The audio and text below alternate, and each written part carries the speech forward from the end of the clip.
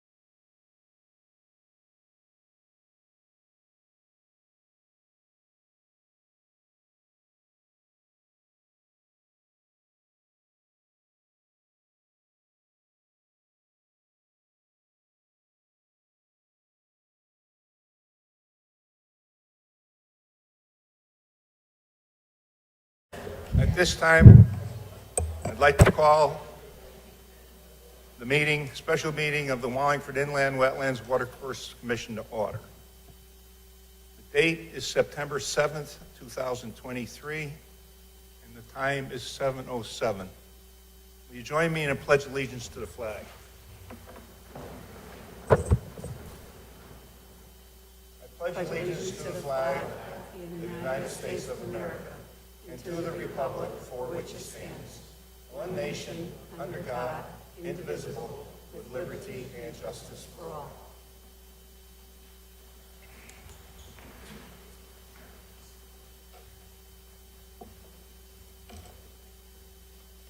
For the record, the 5 members sitting at the table will be the voting members tonight, and I'll call a roll call. Nick Kern. Jim Vitale, Deborah Phillips. Jeffrey Necchio. Jim Heilman. Erin O'Hare, environmental planner. going on consideration of the minutes for the special meeting of July 26th. Is there any corrections or changes to the minutes? If not, I'll entertain a motion to approve or deny. Mr. Chairman, I'd like to make a motion that the minutes of the special meeting of July 26, 2023 be approved as submitted. Second? I'll second. Motion made and seconded. Any discussion? Call for a vote. Nick? Yes. Debbie? Yes. Jeff? Yes. Jimmy? Yes. Yes. Now the minutes for the special meeting of August 2nd, 2023. Is there any corrections or modifications to those minutes? If not, I'll entertain a motion to approve or deny. Mr. Chairman, I'd like to make a motion that the minutes of the special meeting on August 2nd, 2023 be accepted as submitted. Is there a second? I'll second. Motion made and seconded. Call for a vote. Nick? Yes. Deb? Yes. Jeff? Abstain. Jim? Yes. Yes. Going into old business, application 18, 12-2, 32 Barnes Road, Roland Industries. No, not ready. Not ready. Okay, going on to application 823, 5.5, 10 Mansion Road. Joe Flamini, Lost and Found Ventures.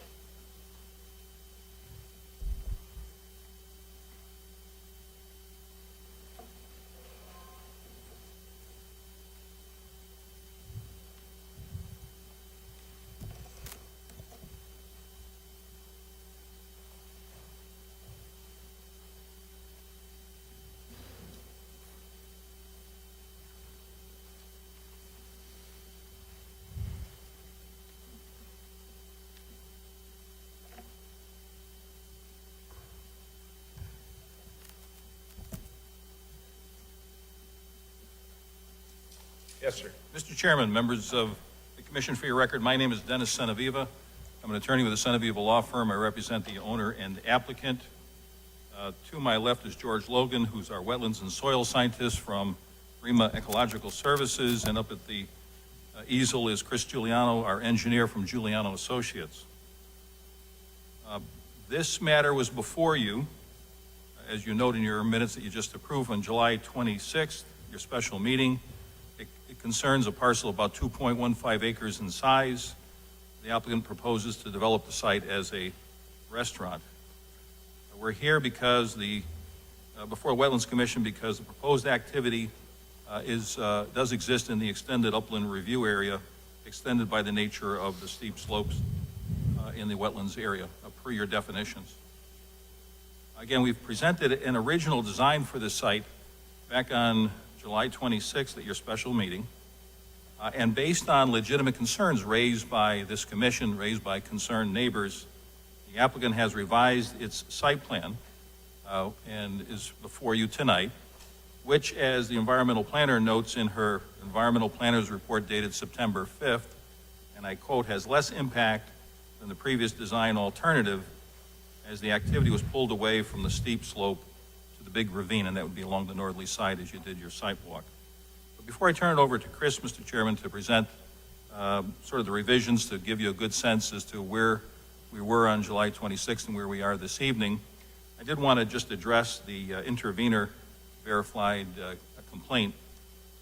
I note that your corporation counsel has provided this commission with a memorandum dated August 31st, 2023, and I thought it provided an excellent roadmap for handling such an intervening complaint. Basically, as Attorney Small points out, it allows an intervenor to participate in a public meeting so that they are participants in the meeting and provide specific facts and evidence as to how this revised proposal, the one that's before you, will result in an unreasonable environmental damage to the wetlands or watercourses on the site. Obviously, the comments from the intervenor, as the memorandum points out, must be germane to issues that are before you, that over which you have jurisdiction. So, for example, as you've probably all read the verified complaint, there's some allegations regarding zone changes or noise issues which would be more appropriate for a different venue. Again, as the memorandum points out from Attorney Small,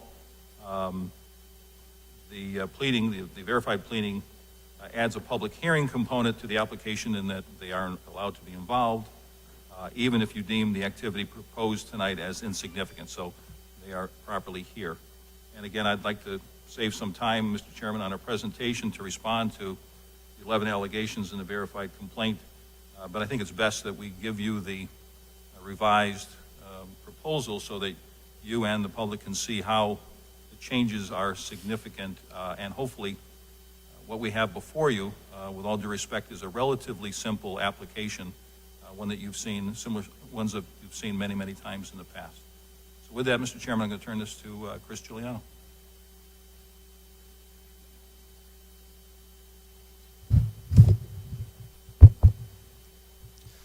Good evening. For the record, my name is Christopher Giuliano. I am a licensed land surveyor and professional engineer.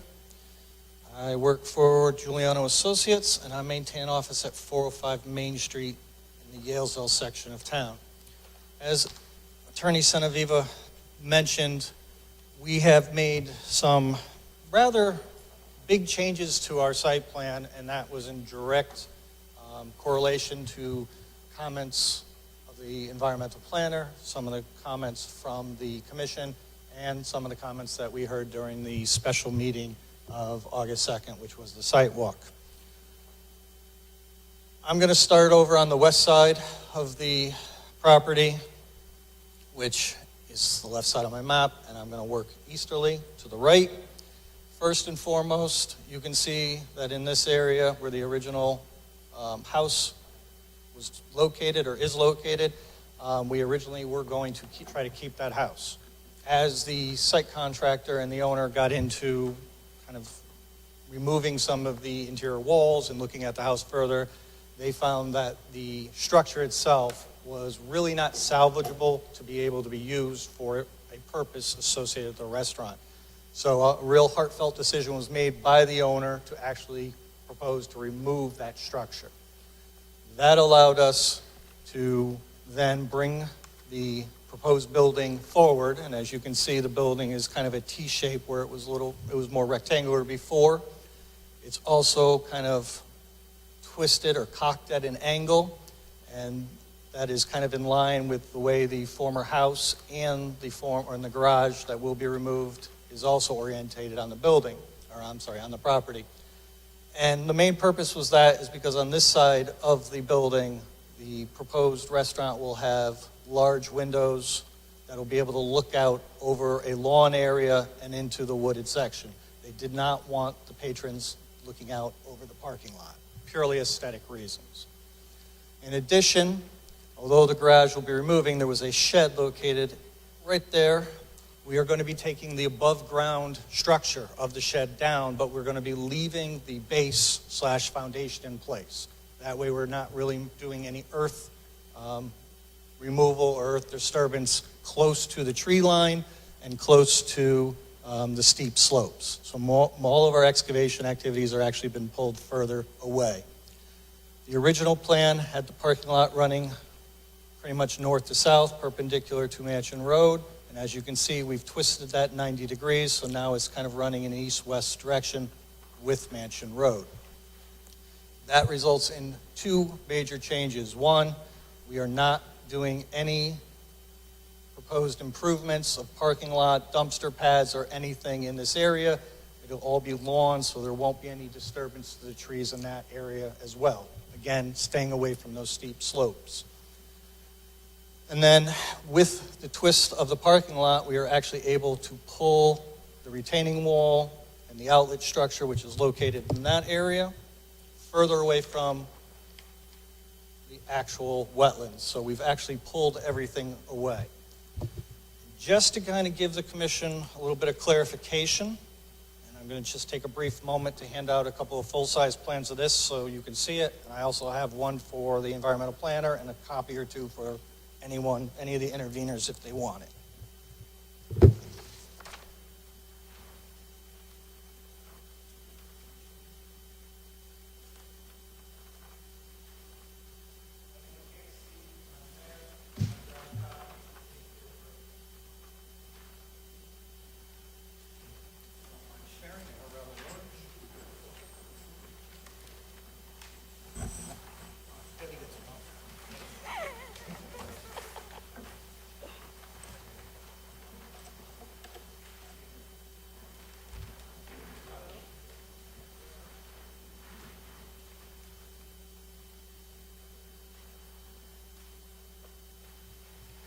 As I noted, this is basically, and as the title, this is the original submittal, what we had originally submitted, and the current plan with overlay. So to kind of explain, the features that are in red are from the original submittal, what you saw previous to tonight. And what is in black is what we are proposing. And again, I'm going to start over on the west side and work to the east. So as I said, we removed the existing house. We've changed the building and pulled it forward and cocked it at an angle. You also notice that there's no three-season porch anymore. So we originally were clearing on this steep slope and removing some mature trees. I think the number that I provided at the site walk was 7. but in this area. So we're no longer doing this clearing. And I know that was of concern for both the commission, the environmental planner, and even the public when we were out there. As I stated, the parking lot has been rotated 90 degrees. So this entire area that would have been a parking lot with dumpster pads is no longer there. That'll remain lawn area. And then when we come over to the west, we have pulled back our discharge point, our preformed scour hole, and our wall, so that we are now further away and cutting down less vegetation, less trees within the extended upland review area.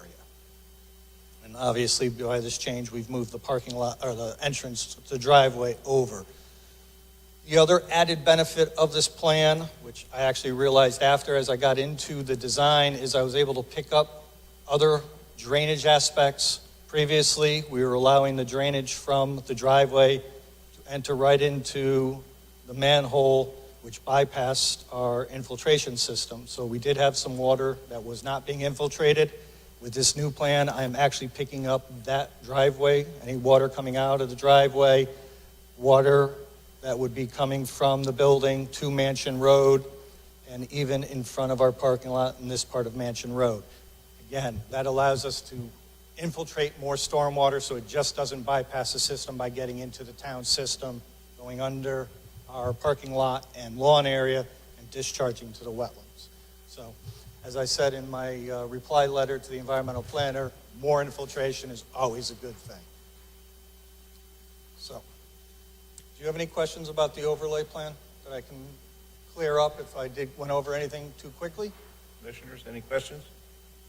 All right. So, again, the concept of the plan has remained pretty much the same, although we have made this change with the building and parking. We have our infiltration system located on the west side of the parking lot, the west side of the existing ravine. The other noticeable thing about this new plan is previously we had our storm drainage pipe, the extension coming off at a little bit of angle to avoid some of the detail for the storage containers and to try to get around the wall.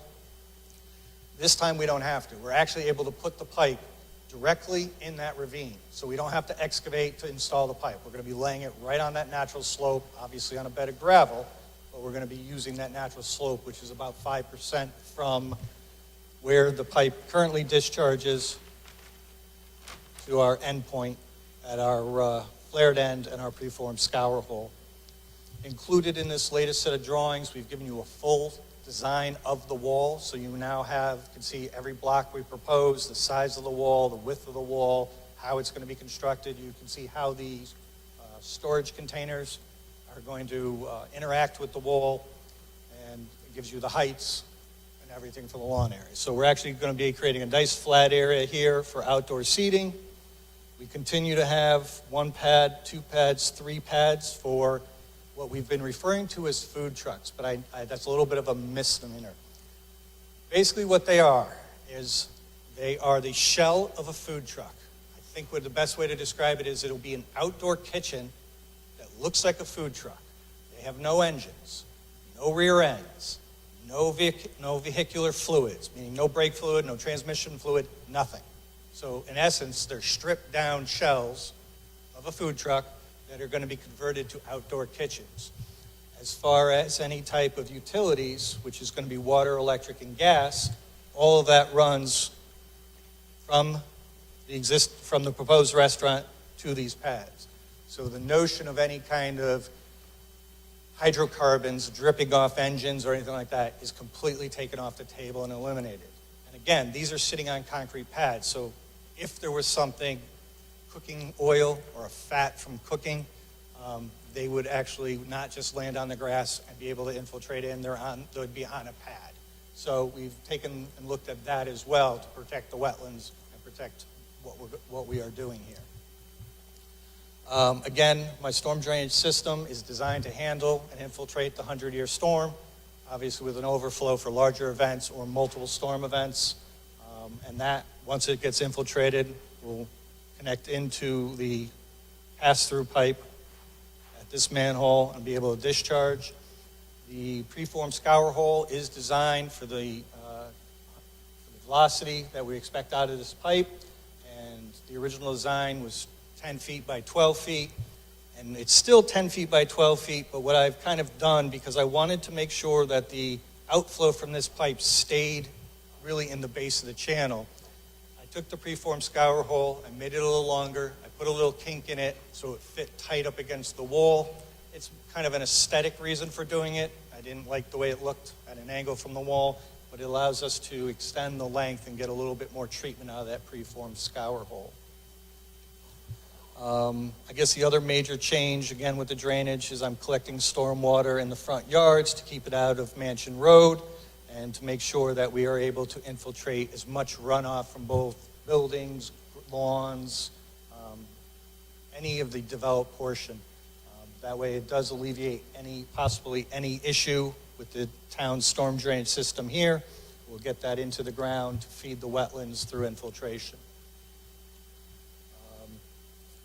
Erosion control plan has pretty much stayed the same or similar. We've obviously had to adjust for the changes in plans. We continue to have our perimeter silt fence on the downhill side where we are discharging stormwater. We've beefed up that area with 3 additional sets of silt fence just to handle any kind of flows. And during any kind of during the construction activities, we do have a construction sequence plan here that will be used with the erosion control plan and the demolition plan to how this all comes together. And both the erosion control plan and the demolition plan will be used in tandem with respect to first getting this storm pipe in and the wall, because obviously that's the critical part. We have to put the wall in, build it up, get the pipe built, and kind of work our way back. And other than that, there are details and storm drainage, lighting, it's pretty much remained the same, and I know that's not the focus of this commission. So with that, I'll turn it over to the commission. If there are any questions on anything you'd like me to go into more detail, or if I could answer any additional questions you may have. Debbie? The house, it's coming down now, and it has a full basement. You're going to have to fill that in? Yes. The house does have a full basement. So, and it is located obviously here, and it is actually in front of the building setback, whereas we have to remain behind. So yes, we will be filling in that basement. We'll have to basically remove, fill in with materials. We have some utilities that are going through there, so we'll get our utilities in, and we'll actually make some things a little bit easier because we won't have to excavate as much for those utilities, but once they're in, they'll be backfilled, compacted in accordance with standards, and then we'll plant grass over that area accordingly. Okay. Jeff? No questions. Jimmy? What method of infiltration are you referring to on this piped area? Infiltration actually focuses in on the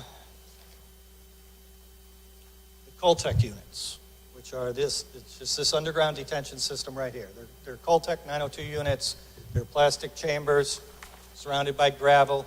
The material that we're going to be using for backfill will be, around those system and underneath that system will be a granular material. It's actually set up higher than the pipe, that the extension of the storm drainage pipe from Mansion Road going through.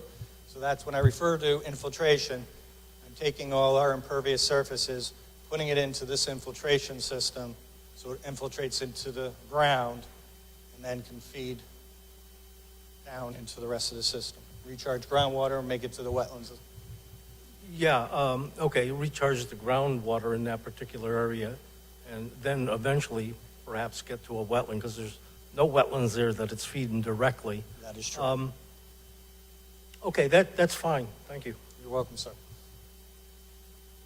Couple questions. Your dark squiggly line, that is where you're going to clear cut up to?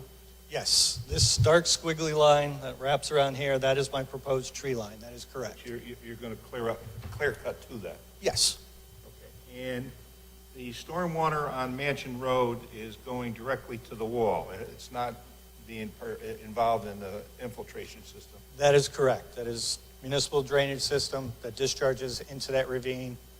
As we extend the pipe, it'll now discharge just beyond our wall. It doesn't have any kind of erosion control at the end of the pipe. With the preform scour hole, it will. All right. I don't know, do you have more of your presentation? I don't, but I think Mr. Logan wants to address a few of Aaron's comments. Do you know what they are? Sorry? Her comments, I mean, Does this work? It's on? Okay, great. So, yeah, there's a report that addresses, even though some of these things that I'm going to speak about, I have presented them orally at the last meeting, but because of the venue that we're in now, some of them I'll repeat. Pardon me, could you please raise the microphone toward yourself a bit? Correct, we've had this problem before. Okay, I guess when you eat the microphone, you could be heard. So I have a report that I'll pass along, and it's basically brings, here we go. Keep one for yourself. What it does, it addresses in a comprehensive fashion the cumulative, if you will, comments and questions that Aaron had over the past few weeks. Just for the record, my name is George Logan, Rima Ecological Services. I'm a registered soil scientist. I'm a certified professional wetland scientist. I'm a certified senior ecologist. And my background is also in wildlife management. Been practicing in this field for about 35 years. And I've been before this commission many times, but mostly in the past. So as you have in front of you, this is dated today. Again, some of this information you've already heard, but I'll just try to get through them as quickly as possible. One report that's already in the record is the one that substantiates my wetland delineations according to state statutes that was done back in November 2022. So that's already in the record, I believe, and it also speaks about the soil types that were either encountered or verified at the site. So one of the questions that has been battered back and forth for a while is the definition or status of the minor ravine that comes down, which receives discharge from Mansion Road. The question, is that an intermittent watercourse? Is that just a drainage swale? Which is what I characterized it as. If you go into your definitions in your regulations, you will read this. Intermittent watercourses, by the way, this reflects also the Connecticut state statutes. Intermittent watercourses shall be delineated by a defined permanent channel and bank in the occurrence of two or more of the following characteristics. Evidence of scour or deposits of recent alluvial or detritus. The presence of standing or flowing water for duration longer, it says linger there, sorry about that, than a particular storm incident. And C, the presence of hydrophytic vegetation. So arguably we have a channel and bank here, even though one could say that this is something that was the product of past post-glacial geologic action rather than the action of a watercourse.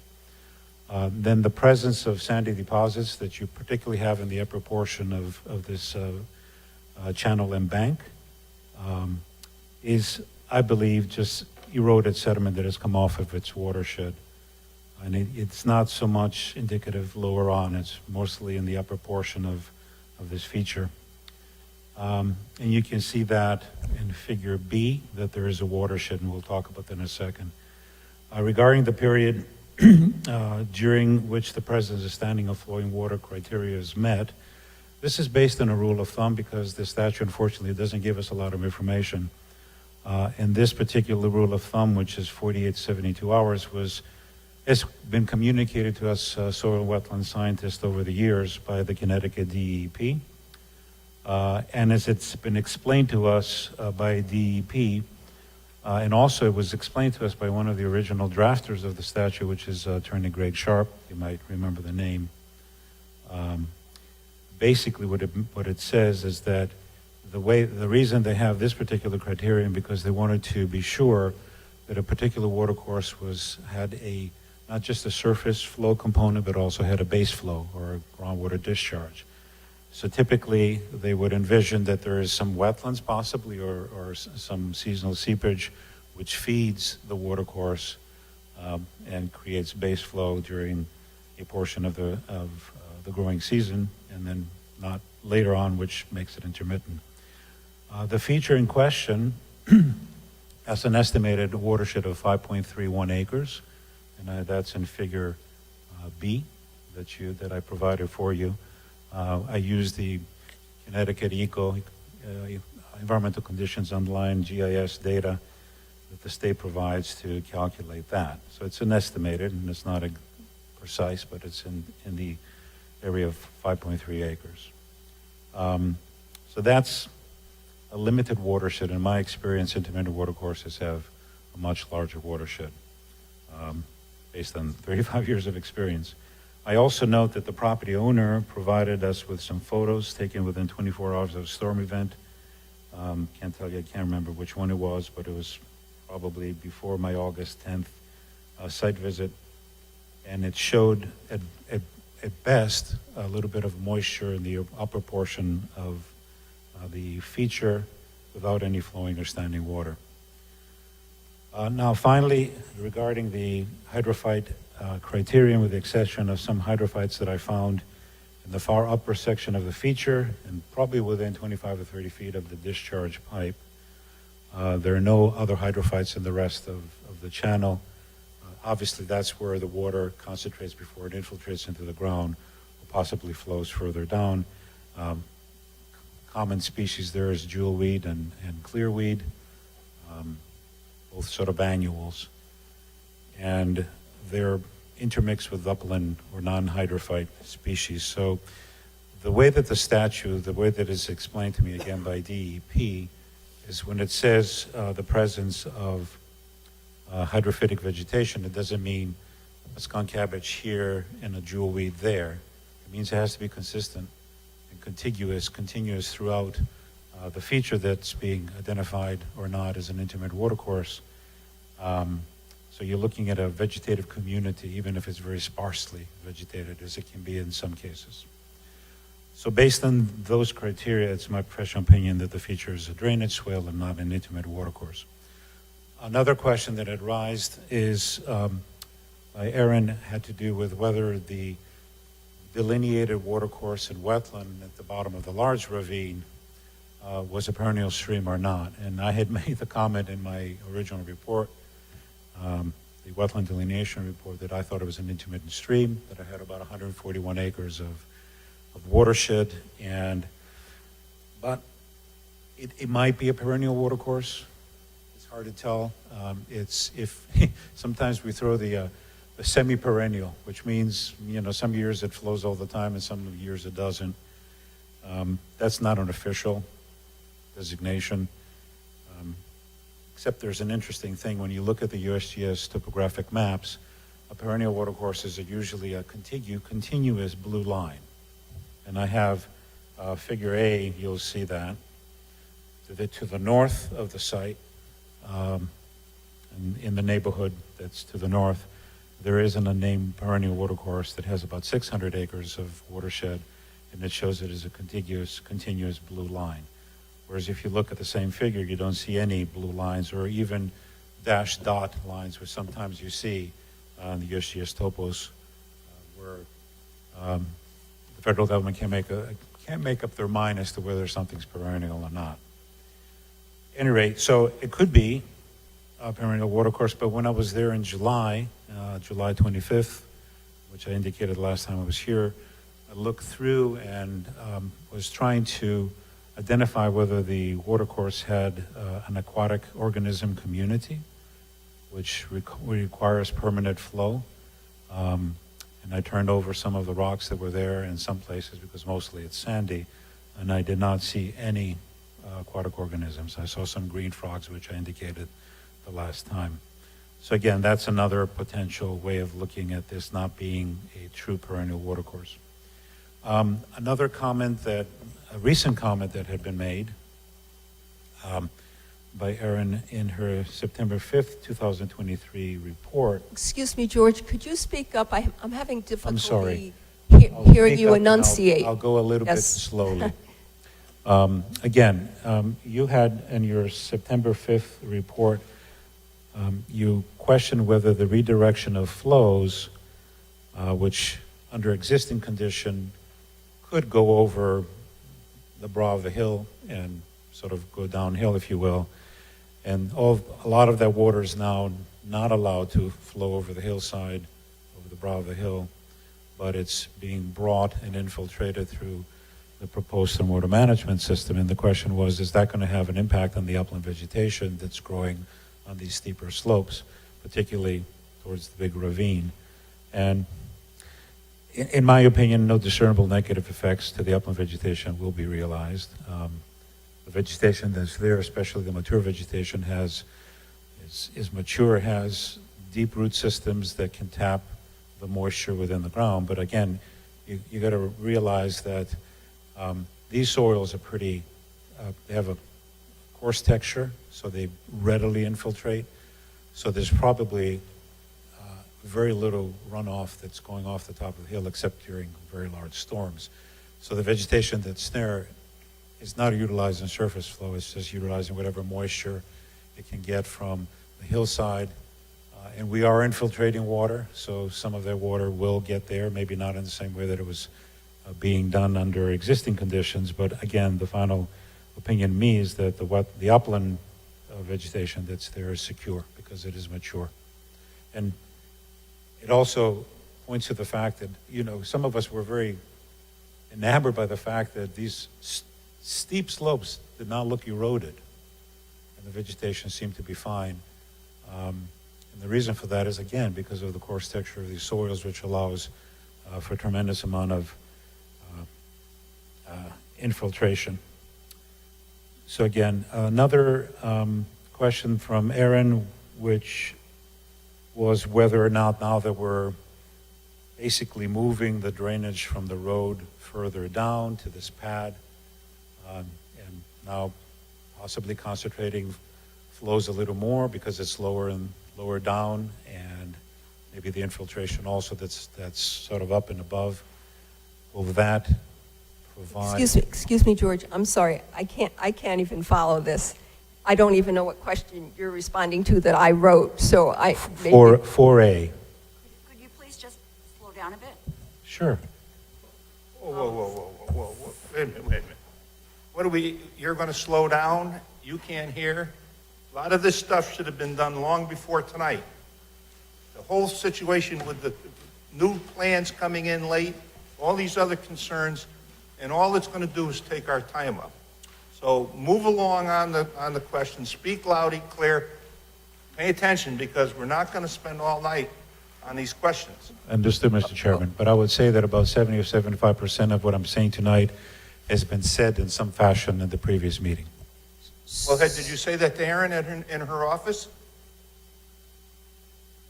No, she asked me to put it in writing. Did you? Yes, it's right here. Not tonight. That report, I wouldn't even accept it if this hadn't gone any farther. You hand us a report that the commission has no ability to look at. If she says it was okay because you gave it to her and you and her went over it, you went over it, that's one thing. But you hand the commission a report the night of the meeting and we're supposed to review it and agree with it and everything? Wrong. So let's move on and keep this thing moving. Absolutely. So what item were you responding to there, George? I'm lost here. Which item? Comment 4A of your 9/5/23. Okay. I got it, yeah. So your question there was whether the status of the drainage ditch will change to become a wetland or intermittent watercourse. And what I'm saying is, it's possible. But we won't really know until it's actually done. That's the bottom line. What's so funny? All right. Stop. Behave. Go ahead. Okay, I just don't like what I'm hearing behind me. Ignore him. Courtesy. If I could, can I just say something, George, that will help your case there? I think what you're saying is if an intermittent, it will have sediment, and the wetland plants will then say, oh, we can establish ourselves here. That's why it might become a quote-unquote intermittent water course by definition, because it's a very strict definition. Right. So I think but I don't think the audience understood that. Okay, here's the bottom line. The hydrology will change. It will become wetter. What's going to happen, I don't know until it happens. So will it be wet enough for additional wetland vegetation to grow there? What's going to be Quite possibly. wetter? What's going to be wetter? Below the pad, Below the pad, below the right, the outlet scour of the hole. pipes. Right, because we're concentrating flows lower down within this feature. It's possible the hydrology will be such that wetland plants can grow, and it's possible that that will become a regulated area. That's all I'm saying. Well, that's a benefit to the area. Yes, right. And so I agree with Aaron on that. Number 5 in my report had to do with some of the soils that there was a concern about the soils and erosibility of them. We have 2 soil types here, and based on the map that I provided before, which is what the federal government has given us, there were 2 soil types. There was the Manchester soil series, which is mostly associated with the big ravine, and above it, the Penwood soils. The first one is excessively drained, and the second one is well drained to somewhat excessively drained, depending. Both of these soils have saturated hydraulic conductivity that's high or very high. What does that mean? Readily water infiltrates into the ground. And that's mostly due to the coarse textures, because they're loamy sands or sands, at least in the lower strata. So, even though in the map that I provided under, I think it's in the back, there's the K-factor analysis, which is a factor that we soil scientists like to use, which basically allows you to indicate what the susceptibility of the soils are for erosion, sheet erosion or real erosion. And even though I agree with Aaron that the Penwoods are shown as B slopes and where sections of it are probably E slopes, so that if you look at the original ratings, the ratings are kind of low as far as erosibility, or maybe even closer to moderate. But if the slope is B, not B, and it's E, obviously those ratings will go up, so there's more of a possibility for erosibility. But again, these soils are coarse textured, and the only problem with these soils is if you concentrate flow to them, then you have a problem. But if you're able to spread the flow out and allow for infiltration, you don't have a problem. So that's something that needs to be looked at during construction phase if the commission would approve this. The final thing that I will say, and I'll stop and answer any questions, is Aaron asked me to just put a brief statement of the potential impacts of the regular resources. And to me, this is easy. I mean, I'm looking at the revised plans, which admittedly have taken care of some issues. Certainly pulled back from the ravine, certainly pulled back from the wetland, delineated wetland. So typically what we look at as wetland and soil scientists when we're talking about impacts, we look at a number of factors, but the basic factors are what's the potential for physical, adverse, and or significant impacts to the regular resources, and physical is the important part. So we're not filling a wetland or an intermittent watercourse. As far as the hydrology of the regulated resources, we're not affecting that. Most of the hydrology that feeds the watercourse and wetland associated with it is associated with its watershed of 141 acres. There is arguably some seasonal groundwater flow right at the edges, but again, we're infiltrating water, so that's going to go into that regime.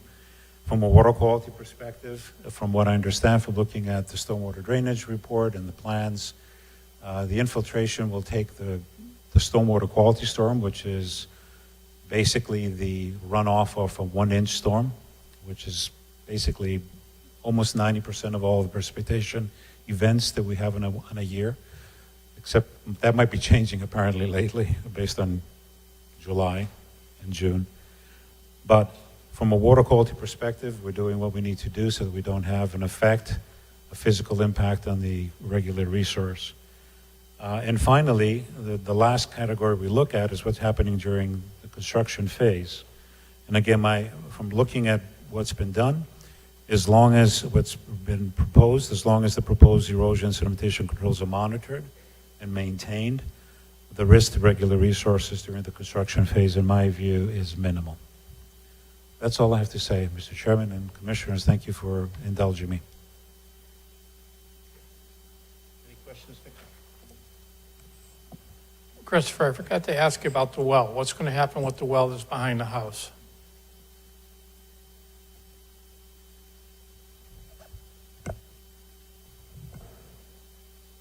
Short answer is it'll be capped and removed in accordance with DPH's standards.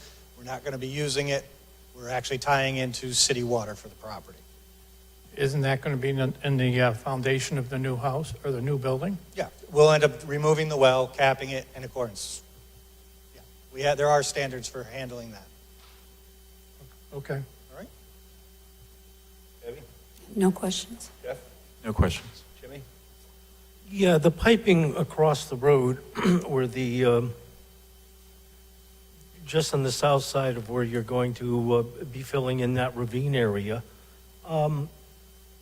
is there anything being picked up south of that going across the road? Yes. There is. My office in 2006 did a survey of the bank property, which is, the Federal Credit Union that's located here. So yes, I am well familiar with that. There is a pipe that kind of comes off this catch basin and does pick up some runoff coming from the 5.3 acre watershed.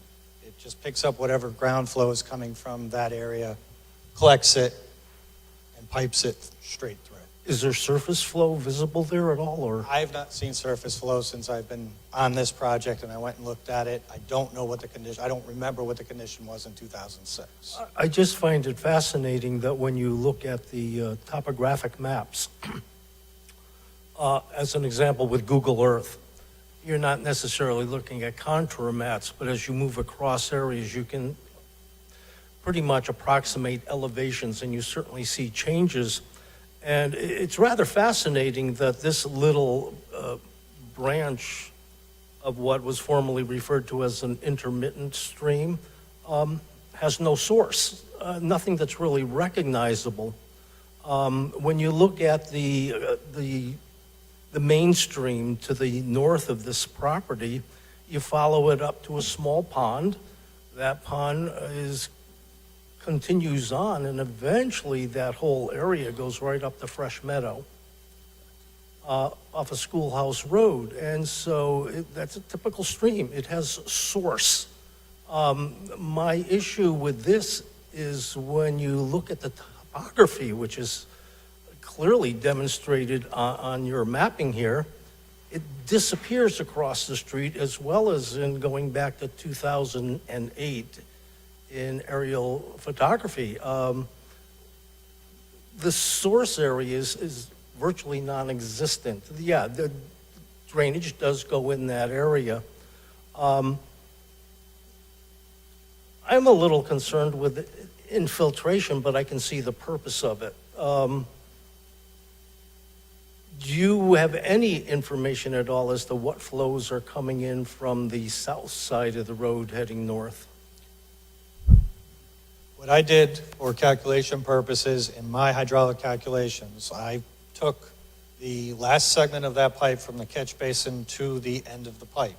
I know what the slope is, I know the size of the pipe, and I used Manning's equation, and I did a full flow analysis through that pipe. So what's the maximum amount of water that could flow through that pipe if it was not under pressure?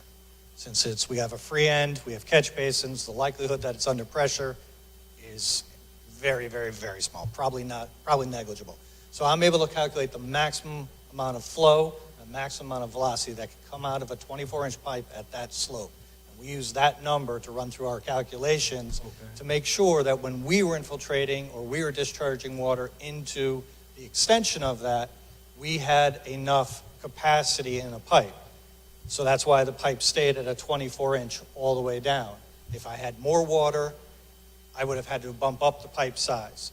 But that pipe is relatively flat. I believe, if my memory serves, it's like 0.7%. And once we get into the channel, following the natural elevation of that channel down, we actually increase the slope on the pipe to 5%. A 5% pipe carries a lot more water than a pipe at 0.7%. So we have the extra capacity to handle that. And if for whatever reason more water got to this pipe from the south end, although south of this is pretty much developed already. There are a couple of large tracts, but I don't think there's any real potential for development. The pipe that we have going down from there at its 5% has enough capacity. Yeah, I think the other concern with infiltration has to do with the fact that the mound that you see to the east of the property, right underneath that and extending right under that credit union, all the way up to the power lines is a basaltic intrusion. And once you have water reaching that, and it's pretty close to the surface here, I mean, that is the cause of these ravines in the area. When that intrusion occurred 196 million years ago approximately, it created extreme amounts of stress on the sandstone that it was invading into. And people don't realize that when this occurred, this was pretty much a mile below the visible surface of the earth. The sandstone that you are in, there's Triassic in age, and these, it's Jurassic rock coming up in it. And when that took place, it created tremendous stress on that rock around it. And what that did is it created something called joints. And what jointing does is it fractures the sandstone. The magma doesn't intrude it in most cases, unless it's huge, and the whole thing is actually a huge example of it. But in this local area, it fractured and put joints in that rock. It's not a fault. There's no motion. It just breaks. Wherever rock is broken, bedrock, it lays itself open to future erosion. And post-glacial conditions taking place here took every one of those areas that were fractured around here and created those deep ravines. They've been pretty well flushed out right down to the source in this area. You see that bedrock. You go up to the power lines just to the south of it. The stanchions of those power lines are in that bedrock. You see that bedrock exposed when you drive north or south down Route 15 on the Merritt Turnpike. It's exposed there. There's lots of places where you see this same effect. The whole Masonic Avenue, perfect example of a Cook Road and the ravines there, same kind of intrusive features taking place. So here's the point of this. The ravine and a source of water, long time ago, probably in the early histories of Mansion Road, was apparently that ravine there was filled in. That, I think, severely cut back on what you see remaining to the north of Mansion Road. The ravine is still there. That's historic. It's been there, but it's down to bedrock. And it's not going to erode much further. It can't erode much further than that. I don't know if this stream probably at one time was far more active than it is, but historically development and all of the development in the area has had a major impact on it. And what you see today is a relic of what it used to be. It's part of what happens when you develop an area. I mean, this has been impacted, hugely impacted by development south of this road. But that's what you have left there today, a relic that used to be a more active place, but it's pretty much been eroded out. That's why I'm concerned about infiltration. I'd hate to see you get too much water in there and have a situation of liquefaction. That's the last thing in the world you want. I can't really imagine that unless we had historic flooding in this whole area, in which case the entire Quinnipiac River Valley's underwater. I haven't seen the Hartford Turnpike underwater since I was a kid. and it was 4 feet underwater. So, yeah, I really don't see this as a source that's doing much to contribute to. Yeah, it's a relic conveying what water remains, and most of what gets in there today, I would say, is coming from uphill into the roads and down and into the system. So that's my contribution at this point. Aaron, Yes. you all set? No. I don't know how much time you want me to spend. I've got a lot of questions, maybe, and materials, so I don't know what's your Well, I pleasure. don't know what questions you have, but I'm not looking for, to rebuild this whole plan. Okay. There's a lot of documentation and paperwork that we could go through. A lot has happened in the last few weeks, but to bring the commission up to speed. And you got it in your packet. A packet went out Friday night. A packet also went out Tuesday night because so much was happening. So it went out 2 days ago, I guess. And then today I got responses back from Juliana Associates, sent me responses to my Tuesday night comments. So a lot's going on. But specifically, since we're on these, I want to pick up some loose threads that have come up here. Chris, could you talk about I've got so many questions, but let me just start. The peak flow rate, you have to meet the peak flow rate. That's a requirement under the stormwater regulations. So the fact that you're increasing the velocity in this pipe extension, you're extending the pipe about 130 feet, changing the pitch, and you just said, I heard you say it's going to increase the velocity. You misheard. What I said is because the pipe slope is increasing following the natural channel, the capacity of the pipe is greater than the existing segment. Now, the water that gets into the channel or into the pipe and the extension, we're collecting all of our stormwater, we're putting it in our system, we're metering it out. Infiltration is the first method, and then when we get larger storm flows, we have an overflow pipe that goes into the system. If you look through the summary of the report, it actually tells you what pre and post velocities and discharges. And as I have to, as you noted, for post-construction, my peak flows must be equal to or less than the pre-existing conditions. And we meet that criteria for every storm event up to and including the 100-year storm. I'm sorry, you misunderstand me. I'm not talking about your stormwater management with the infiltration units, subsurface infiltration units. I'm talking about the intermittent watercourse / drainage ditch that exists today that you're going to pipe 130 feet from the south to the north. Separate. That's all I'm talking about, that pipe. I believe I heard you say 5 minutes ago you're going to, because you're pitching it at the end, 5% pitch, you're going to increase the rate. I thought I heard you say that, the rate of the water coming out of that pipe, irrespective of the developed area. I did not say that. I said I'm increasing the capacity that pipe can hold because of the steeper slope, and 5% really isn't that steep. But to your point, with a steeper pipe, can velocities be increased? The answer is simply yes. However, whereas this pipe now has no erosion control method at the end of the pipe, we have a preformed scour hole. The velocities that this can handle are very large, probably in excess of 14 feet per second.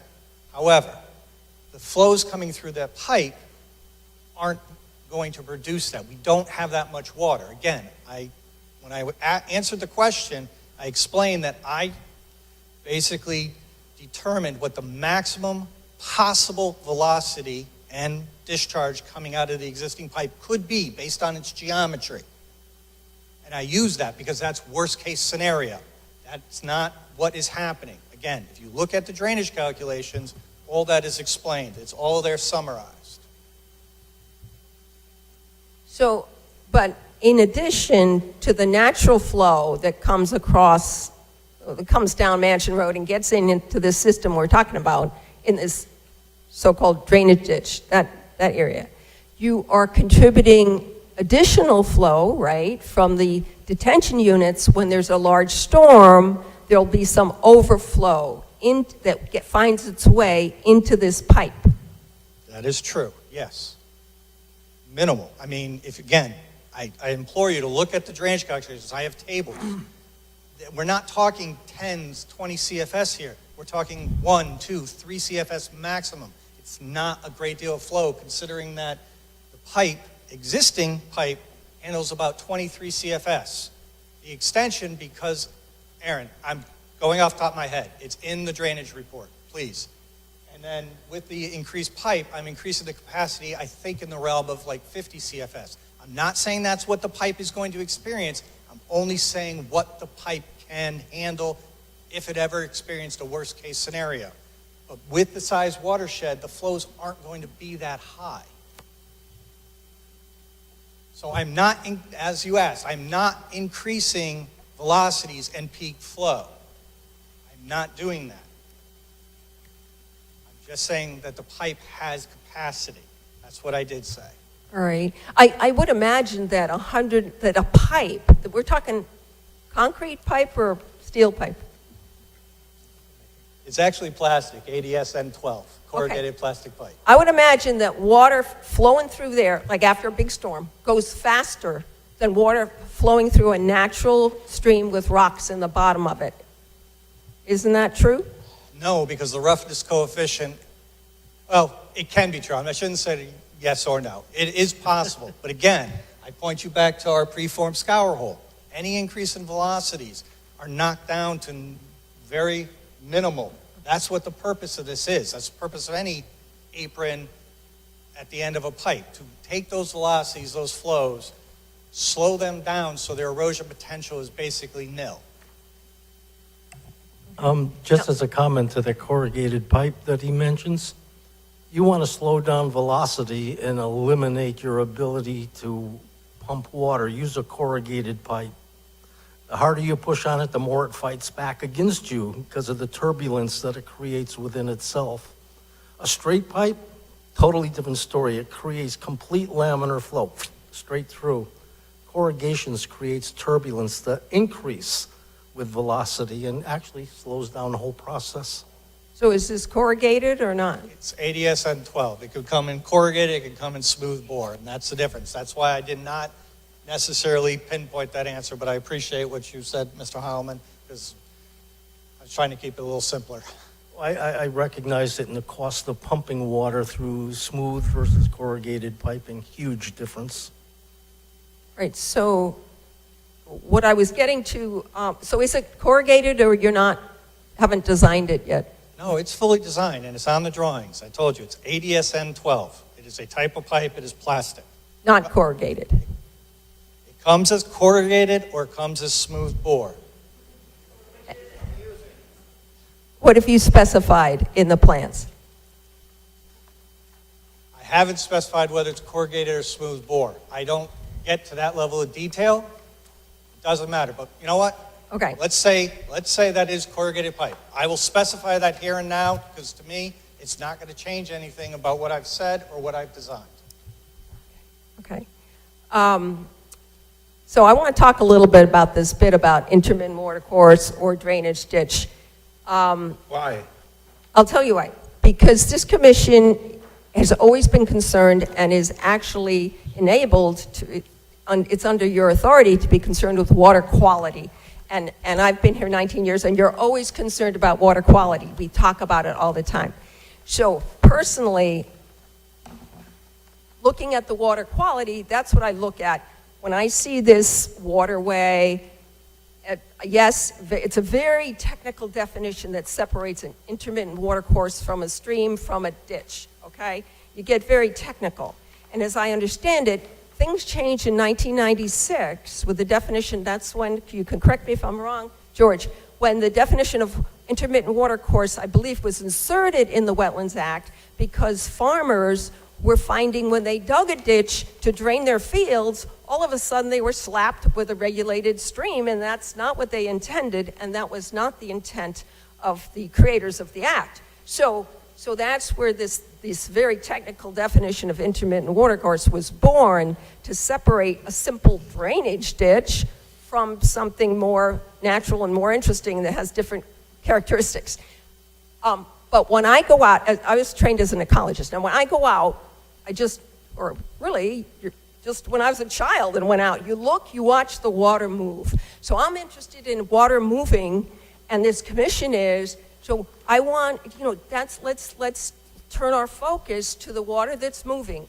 If it's moving in a concrete channel, an open ditch, a pristine waterway, whatever's going on there, it's moving water, and it has the ability to transport sediments.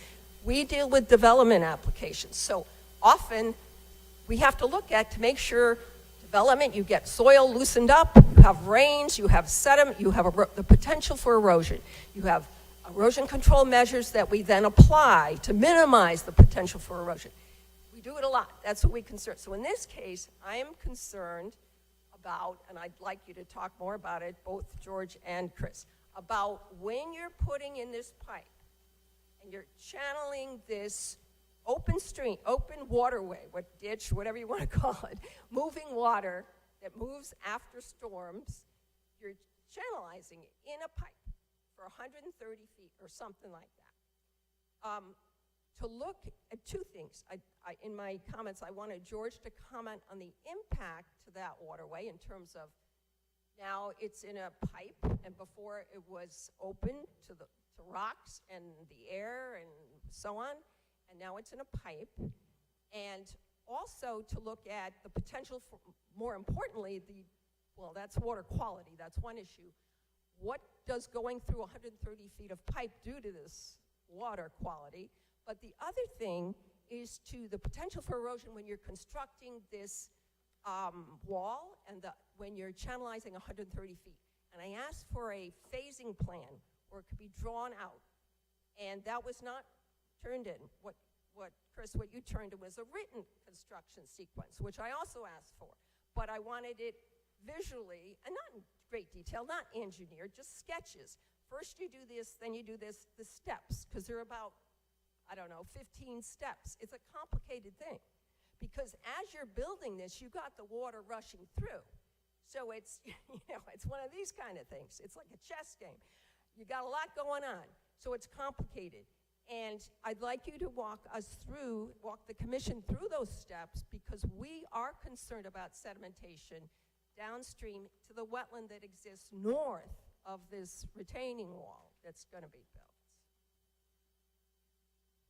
All right, from an engineering standpoint, If I might, Mr. Chairman, before you answer, I just want to, I'm getting confused as to the level of concern when the environmental planner's report indicates that this commission has the task of determining whether or not this northerly section, easterly section rather, of drainage is a drainage ditch or an intermittent water course. And if it's not a intermittent water course, then she suggests that you declare the application not a significant impact activity and turn your deliberations about a permit decision. So you had, and again, the interveners certainly can speak as to the scientific information they have to provide to you, but on the issue of intermittent water course versus drainage ditch, the only evidence that's been presented on this record from July, and certainly some significant comments from Commissioner Heilman, certainly Mr. Logan's presentation,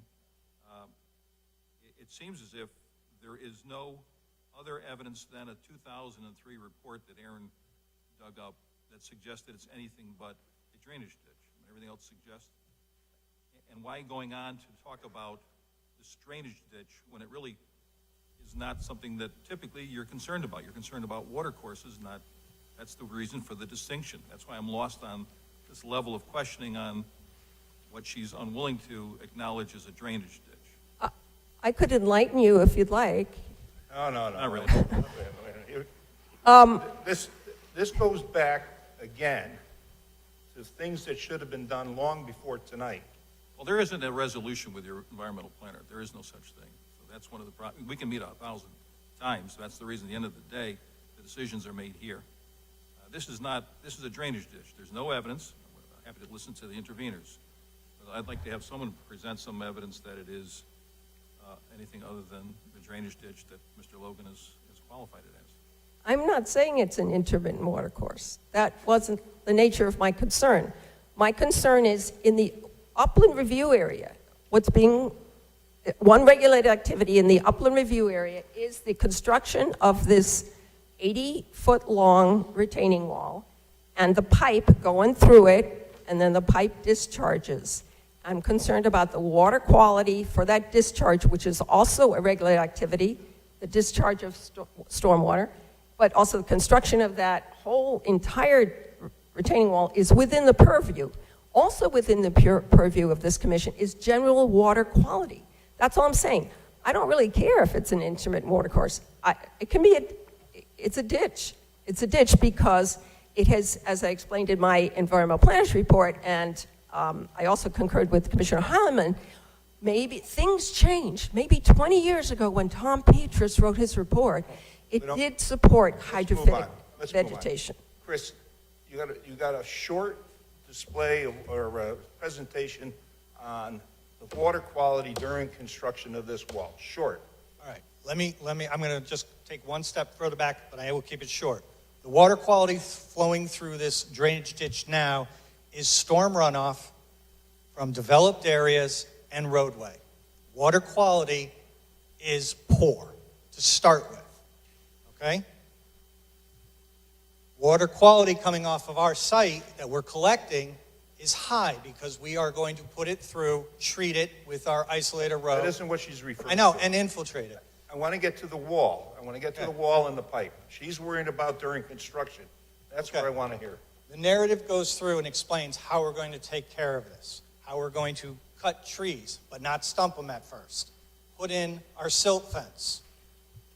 Then we are going to stump in the vicinity of the wall. We are going to build the wall up a few bricks at a time, get the first 40 feet of pipe or so in, get our preformed scour hole in. Use our wall, the back of our wall, as another deterrent for any water flowing down this channel while we are putting in pipe and backfilling. And as we get higher up, we'll put more layers of the wall in. So we're going to use the wall, silt fence behind that wall, and it's all explained here, and do this working our way from that discharge point all the way up. Control it. How long is it going to take? You're starting at the wall and you're working back to the road. I don't think that'll take more than a week. That much? Seriously? If that much. If that much. I mean, we are talking 130 feet of pipe, but we're also talking about building a wall and putting in storage containers. Now, site contractor, if he's really good, has a decent team, might be able to do it in a couple of days, but I generally will overestimate How construction much time. material is underneath the pipe you're bringing in? Underneath the pipe, it's only going to be what we need for the bed of the gravel because we're putting it right on that channel. So we're going to bed the pipe in gravel. So you're going to be connecting to the existing drainage almost instantly then? We can pretty much almost come up instantly, yes. So the pipe coming from the street to the primary water course shouldn't be affected? No, we could get that in. I was just starting with back at the wall and working my way back. At most a week, but if you want us to put it in and connect it right away, we could do that too.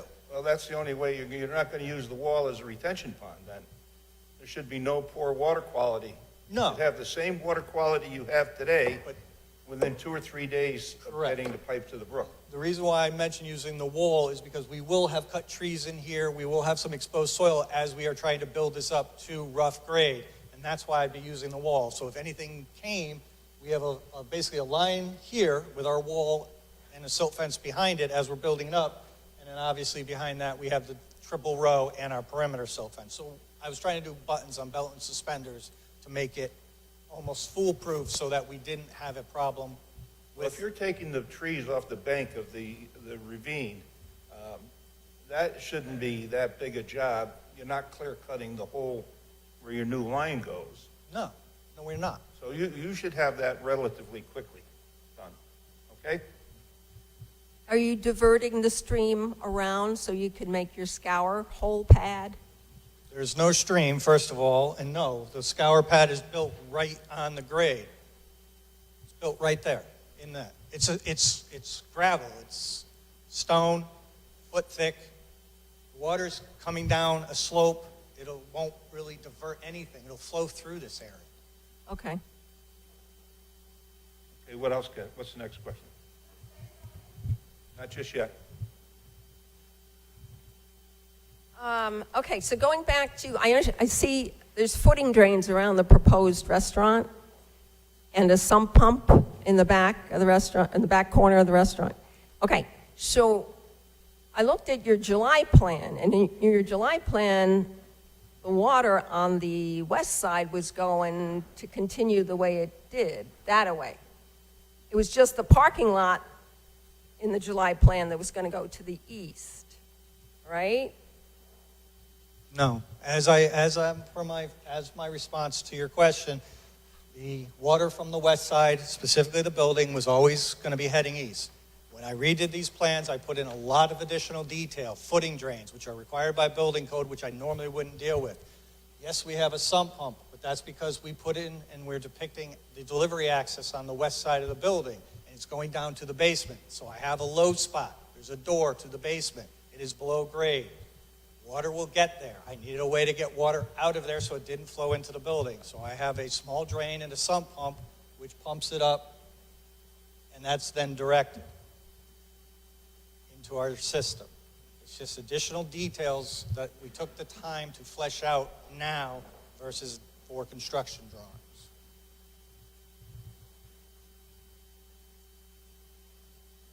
I believe George answered your question with respect to water flowing to the west and the vegetation. We're not going to have any kind of detrimental effect on it because we're actually taking the higher peak flows and the higher volumes away. So that vegetation will be fine. There won't be any erosion for it, or to it, I should say. Nick, do you have something, Nick? What happened to we used to have a pre-presentation presentation before the application was received? And what happened to, we get one set of prints with your stamp on it, with all the questions and answers on the print, so we can review it and then make a decision and move on to the next month. We're not here like a Sunday school where every week we come and learn a little more, learn a little more. This has to stop. We need to get back to the system we had where you argue it out with the environmental planner or you work it out with the environmental planner, give us a set of stamped prints for us to review, and then we go from there. We either yes or no it. This is ridiculous what we're doing. We're just wasting time. Well,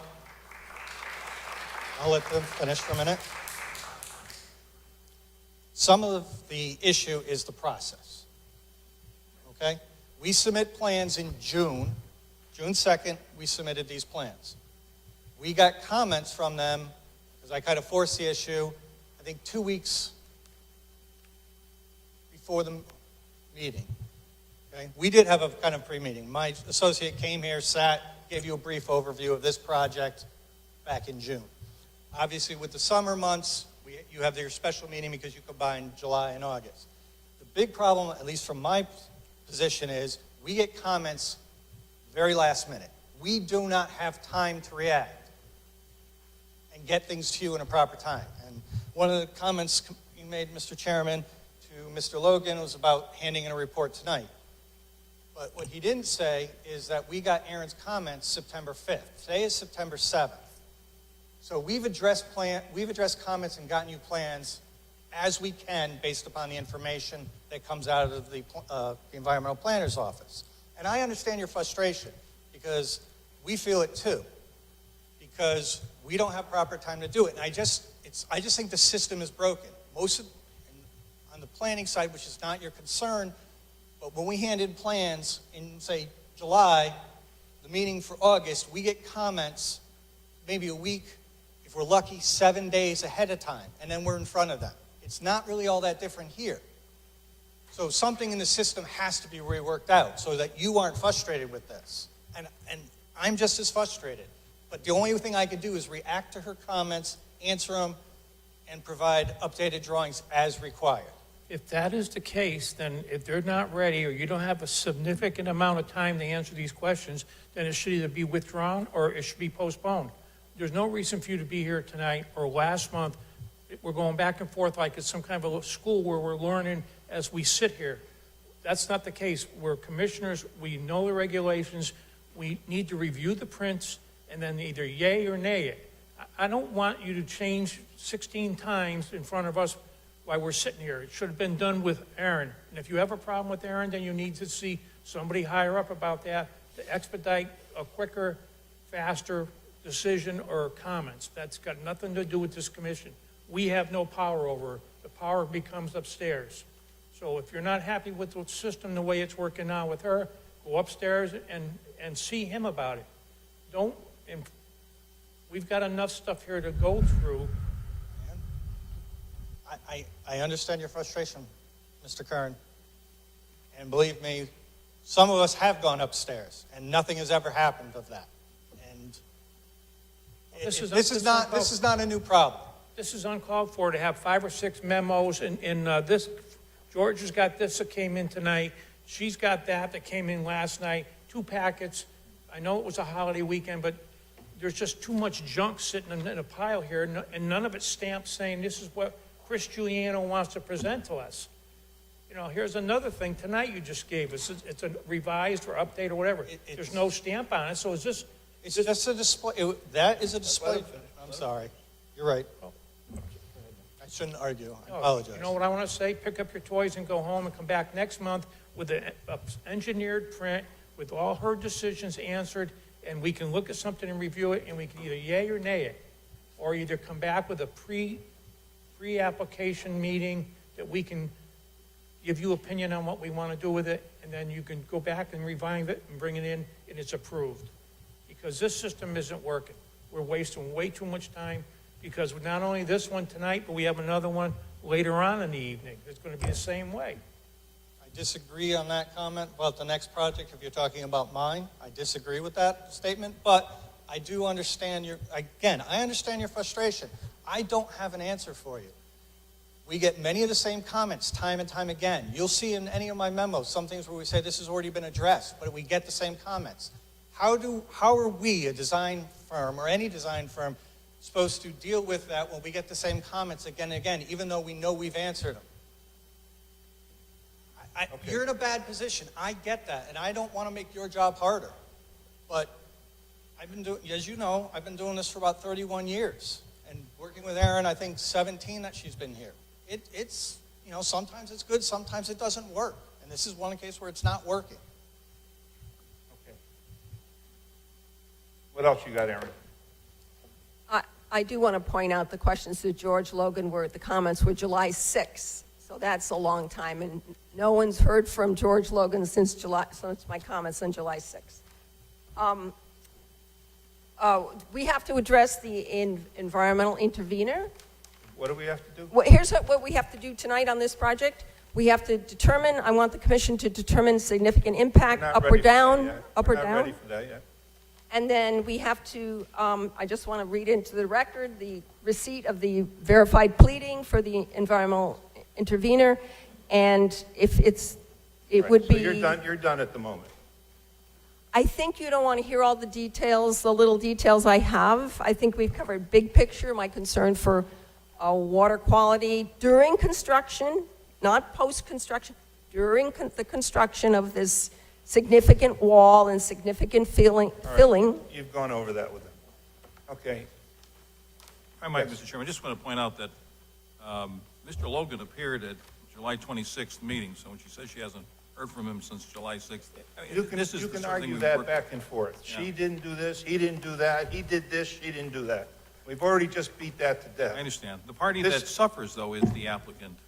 That's the problem. That's the process. You think it's tough on that side?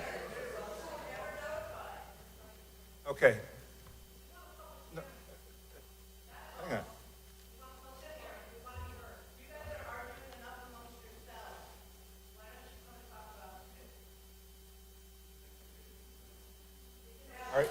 Are you?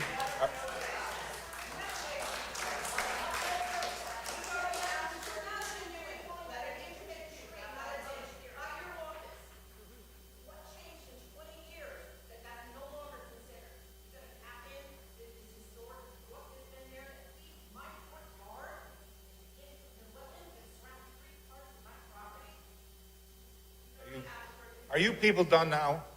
Can we get back to this meeting? Not necessarily. Okay. At At this time, we've had an intervener status person or complaint, I don't know what the person would be called. If they would like to get up and enter in their complaint, fine. If not, we'll just enter it into the record. So that's up to the group, the SMC group. Okay, I don't see anybody. So I just asked if somebody would like to read this into the record, and I have nobody interested. This is your verified complaint. All right. Okay, listen. If you're going to speak, you got to go to the mic, and I need your name. Excuse me, ma'am. Please go to the mic, use your name and your address if you'd like to speak. That's for everybody involved, and of course, this is wetlands issues. Okay, let it be known that there's no speakers going on. Okay, Aaron. Aaron, the complaint has been entered into the record, okay? And let it be that. Now, the next thing is the commission. Do they feel comfortable in voting on significant activity? Yes, ma'am. My name is Sharon Petrillo. I live at 164 Mansion Road, and this is part of the Save Mansion Creek group. I filed a verified complaint prior to the changes in the plans, so some of this is not applicable. I'll just read off the various parts of my complaint. It's going to be lengthy. To the best of SMC's knowledge, there was no notice posted at the subject property indicating the intention of the previous owner to change the zoning from residential to commercial. The individual owners of Brentwood Village and Heritage Woods were never individually put on written notice and had no voice in the town's decision to grant the previous owner this change from residential to commercial. The 2.14 acre parcel contains wetlands, waterways, and streams that have been deemed intermittent watercourses, and historically, all past requests from various applicants were denied and rejected for this reason. The applicant, the current property owner, has submitted plans for creating a restaurant complex, including a restaurant building, concrete pads for stationary food trucks, a paved parking lot, and other feature, and intends to bring in a substantial quality of filling material. The property's wetlands and intermittent watercourses are part of Mansion Creek and feed the Quinnipiac River a short distance away. There is the likelihood that toxic and other materials associated with the restaurant complex may leach into these waterways, eventually reaching Long Island Sound. The construction of any subsurface sewage disposal system may directly impact these wetlands and watercourses.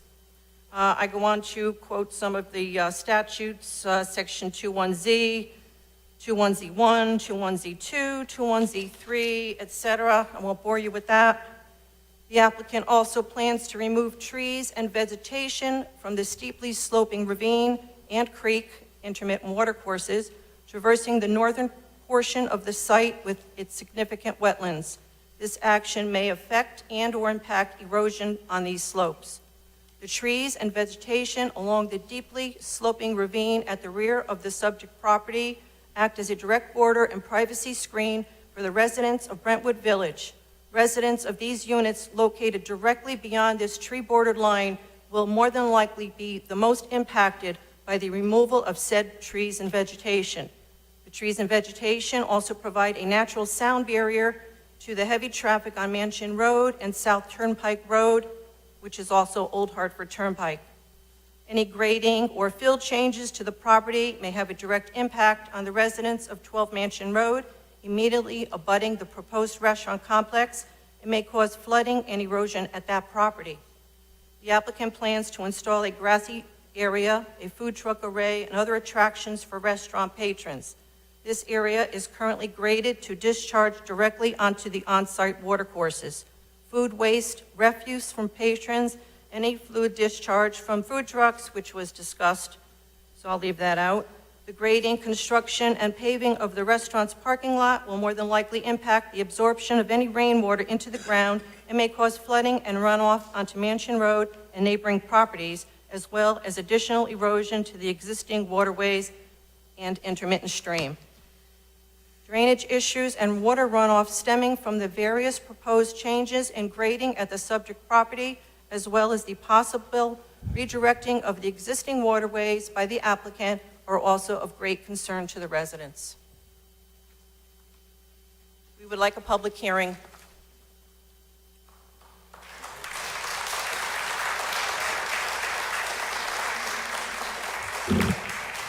One at a time. You go ahead. My name is Mary Semino, and I live in Brentwood, and this is my backyard. When you said that Hartford Turnpike doesn't get flooded, I don't know where you've been the last 20 years, but it gets flooded at least once, if not twice a year, where you can't drive through, where cars are stranded in parking lots. This is my backyard where I won't be able to open up my window. We need a public hearing. Outdoor theater? Are you kidding me? Music at night? No more crickets, no more owls.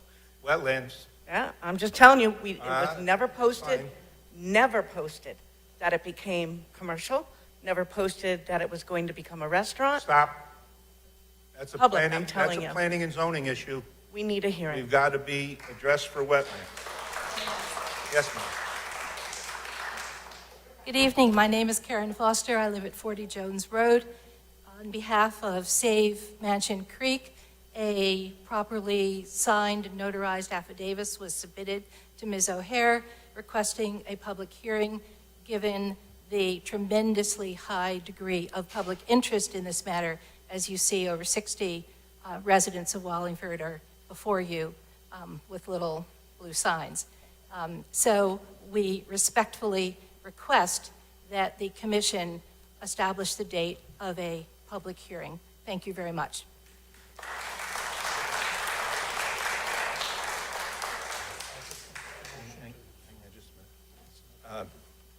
Okay, just a comment or two. On your complaint, the first paragraph doesn't pertain to us. It's more of a planning and zoning issue, so that is not an issue. The statute, the way the statute reads from the town attorney, it needs to have specific items in your complaint. These are very general. In fact, these items are the same thing that the commission deals with every application. We strive for every application to protect everything that you're asking us to protect in this item. Nick, you got a comment? Well, I wanted to make a motion, but I want you to finish what you were saying first. Well, I think the next step is it regarding significant activity? Yes, sir. Yes. I think,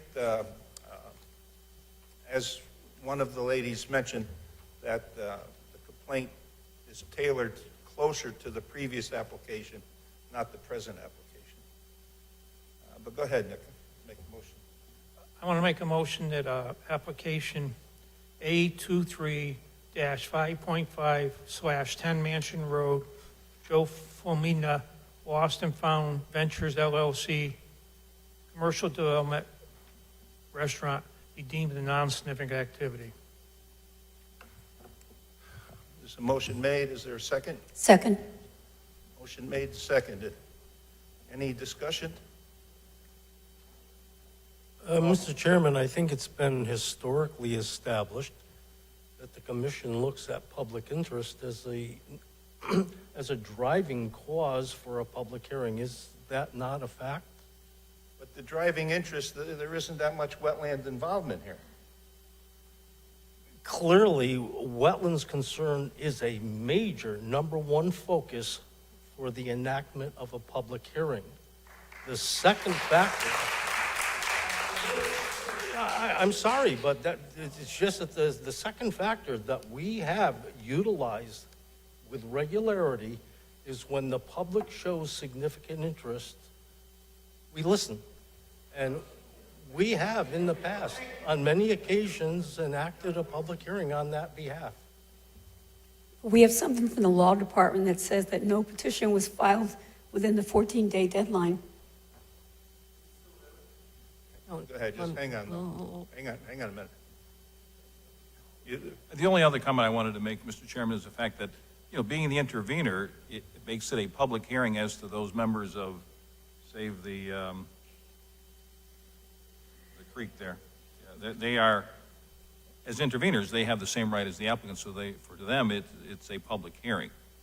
So establishing a public hearing, I'm not sure what it doesn't provide them any more involvement than they already are permitted under the terms of that complaint as indicated by your attorney. So They're equal to the applicant. exactly, they already have every right to present evidence, make presentations, which would normally not accrue to their benefit if it was just a public meeting. But as an intervener, they have the same status as the applicant, and they can provide all that information.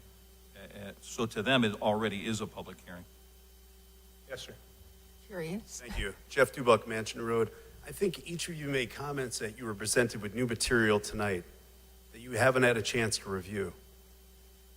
I think, sir, you made the comment that you were provided with new things that weren't stamped just tonight, that were slapped on your desk.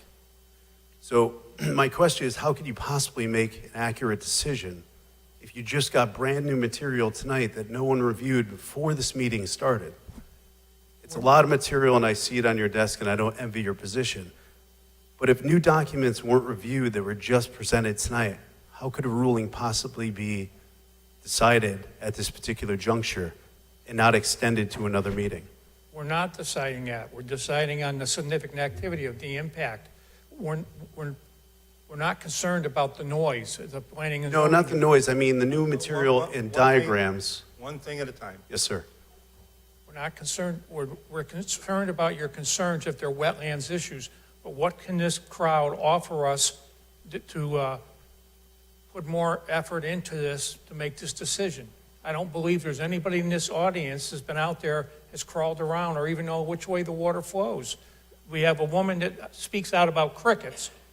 Well, I have a concern for crickets too, but it's not a wetlands issue as far as approving or disapproving this application. So I don't see where you people can add any input. Maybe in planning and zoning you can, but here at Wetlands, we're just going to decide whether you can offer us something to help us pacify this application, which is not going to be pacified because we've already spoke about this. We're not happy with it. So we're not deciding tonight on the information he gave us. What we're deciding on is whether there's anything to be offered to this audience. If any of this audience can offer us more input into this. Other applications that Mr. Hellman's talking about, there's people in the neighborhood that brought pictures in and showed us the flooding. They showed us all sorts of wildlife, whatever, aquifer. So this, I believe, we're going the right path by making this decision, and that's as far as it'll probably go tonight. I'm hoping. Okay. That was my concern also. If you were presented with new material tonight, I would just caution for our benefit that it's reviewed in detail before a decision's made. No, you're just as confused as I am, and I think some of the other I probably am commissioners too. I apologize. Thank you. Good evening. My name is Benjamin Foster. I live at 40 Jones Road. We would like to request You a gotta public. speak very. We would like to request a public hearing for the precise purpose of presenting more information, of presenting our own soil experts, and of also presenting further information for this body's consideration. That's all we're asking. There was nothing about this meeting which resembled a public meeting when it was called or announced. We're delighted for this moment to speak at the end, thanks to you, Mr. Speaker. But this was not announced or scheduled as a public meeting, so we couldn't possibly have brought our experts with us. Thank you very much for your consideration, and I think everyone sitting in this room hoping that we can return to this matter with more information and more facts and a more careful consideration of the documentation that's been presented.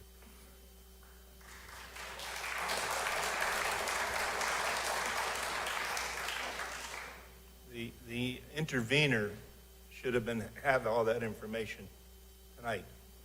That's the purpose of the intervener, to be able to generate the specific criteria or experts of this.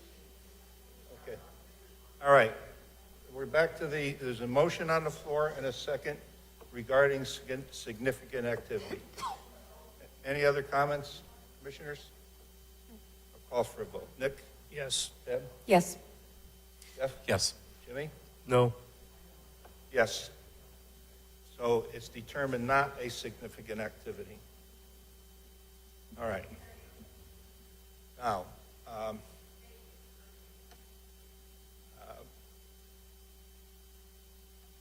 I'm not sure we're ready to vote on it tonight. What's the commission feel about voting on it tonight? No. Too much to look at. Okay, I'm not going to vote on it tonight. You can get all the little details worked out in the next 3 weeks or whatever it is, and then we can go from there. I was going to wait. I just wanted to, if details cannot be worked out, if there's a sticking point, for instance, Aaron attributed a comment that you made that you wanted to see a cross-section through the wall. I went through the meeting minutes. It's not there. So there are things like that that I don't necessarily want to just acquiesce to because I don't believe they have any benefit either to this commission or the constructability. So I will work on what I can with her, but there probably will be some sticking points. And I just don't want to make you any more irate over this project. I will do what I can, but there probably will be a few things because some of the items she wants, I think, are above and beyond what really needs to be done. This plan is not as complicated as she believes. Nobody is irate, and if she has 11th or 12th hour, she comes up with questions that weren't answered before that, then it's the chairman's position that they should have been asked prior to this. You need to get the bulk of these applications approved and stamped in front of us so we can review them and say yay or nay to it. We're here to yay and nay. We're not here to learn about cross-sections or whatever she's asking you. She's our staff person. You're to work with her and smooth these things out so that we can make a sound judgment and it has no impact on anybody else. I'll do my best. I will do my best. I will try to get this resolved for you. And I don't remember requesting a cross-section of a wall either.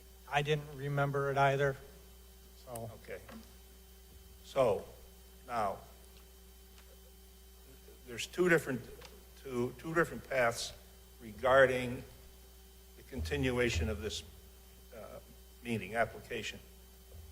There's granting us extensions, retroactive, which is, I thought we took care of that before, and then granting us extensions going forward. And I think the legal opinion from the upstairs is we can continue this, whatever it takes to be necessary to get it done, with or without granted extensions. I think that's accurate, Mr. Chairman. Let me just tell you that before tonight's meeting, at the request of the environmental planner, I provided her a letter that indicated my client had acquiesced and consented to an extension of the 65-day period for the Wetlands Commission to act on the application and extended it through tonight's meeting. I will provide, Mr. Chairman and members of the commission, a further letter indicating that my client consents to extend that time frame through, I think it's October 4 is your next meeting. That is 119 days from the original acceptance on June 7th. The total permitted is 130, so we're well within the time frame to appear on October 4th with the current application. I'm not sure there's a limit of 134 anyway, so but we're not going to argue that out tonight. All right. Okay, and we'll see you October 4th. Oh, Mr. Chairman, so it's a regular meeting. This is no public hearing on October 4th. It's just That's continued. We're tabling it. We're tabling the application. Yes. Okay. And the extension has been granted for the second time to October 4th. I just want to be clear what's happening here. Thank you. Okay, thank you.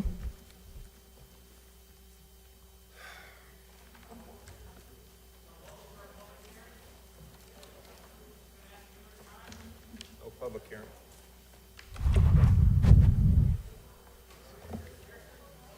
9 out of 10 people that are here don't even know why they're here. Who's going to offer them? Yeah. Johnson Road, what else he can offer? We didn't bring our staff people. What staff people do you have? The only other thing is Commissioner, one of the commissioners here.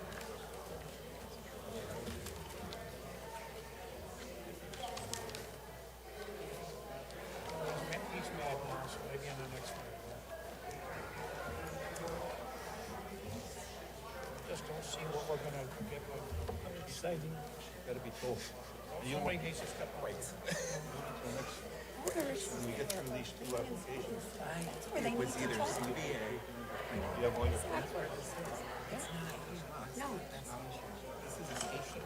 That's right. It's only been 15 years, it's the same fucking shit. Oh, it's gotten worse now. Seems to be.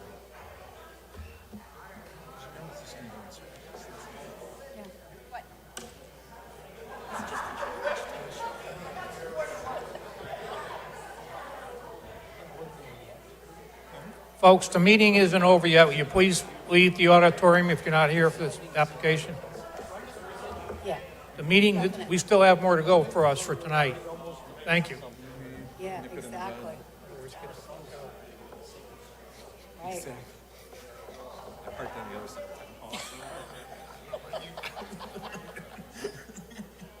Unfortunately, I walked in with a bunch of them. Oh, my goodness. Okay, let's continue on with the meeting. The next application is A23 5.6, 898 Church Street.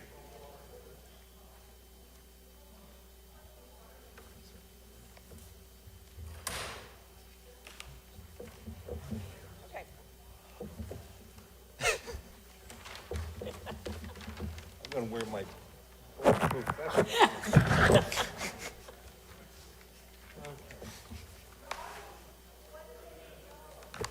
All right. We all set? All right. For the record, my name is Christopher Giuliano. I am a professional engineer and licensed land surveyor with the firm of Giuliano Associates. I maintain an office at 405 Main Street in the Aylesville section of town. At last month's meeting, I went through the plan for the proposed affordable housing apartment buildings, and kind of towards the end, the question came up regarding high groundwater and what would happen if we encountered high groundwater. And I had tried to kind of talk my way around that and about raising the site, which I know did not go over well because it would have been more impacts. And in the interim between the July 26th meeting and tonight, we actually have conducted those. We went out and conducted 6 soil tests, 1 in each building, 2 in the parking lot, and 2 in the detention area. And we submitted photos, we submitted rainfall data, we submitted a plan that showed where those test pits were located and the test pit results. Basically, the results indicate that the soils that are there the soils that are in the upland soils that are there where we are proposing our development do not have a high groundwater. I know that the environmental planner has been putting in her comments that Ludlow series soils are generally have a high water table. But we also submitted to you a document from USDA NCRS, specifically for Connecticut and Massachusetts, which talks about Ludlow series soils. And they are basically moderately well-drained soils, which basically means that they do not have a high groundwater table. And the test pits confirm that.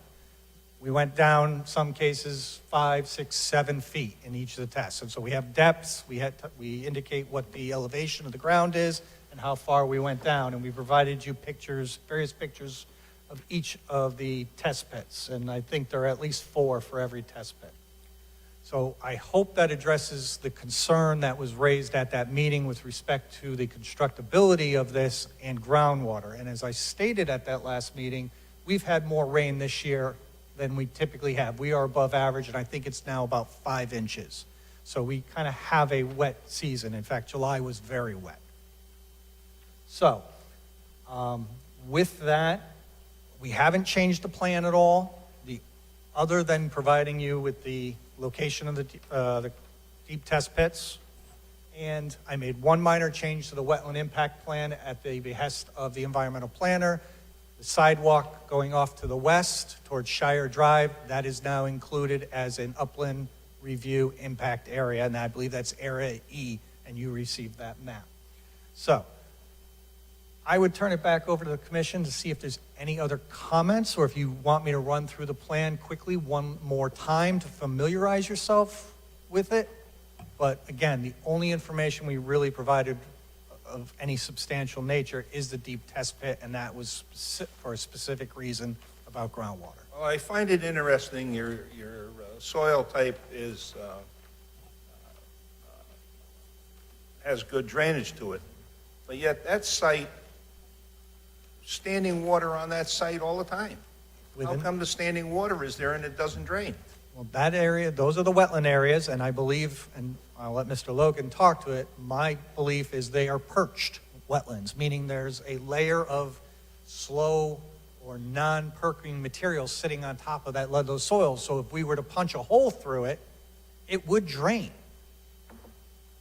But the area where it's uplands is moderately well drained. It is an unusual site. It's a little unusual, and That's why It's a till cap. it'd be nice you weren't going to put a project there. Isn't a lot of the gravelly stuff you see glacial till?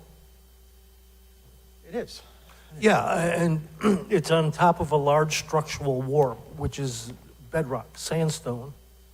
The top of that, if you were to dig down, you'd probably read what in geology you call a regolith, which is where at the end of the Ice Age, it was just bedrock. There was no soil.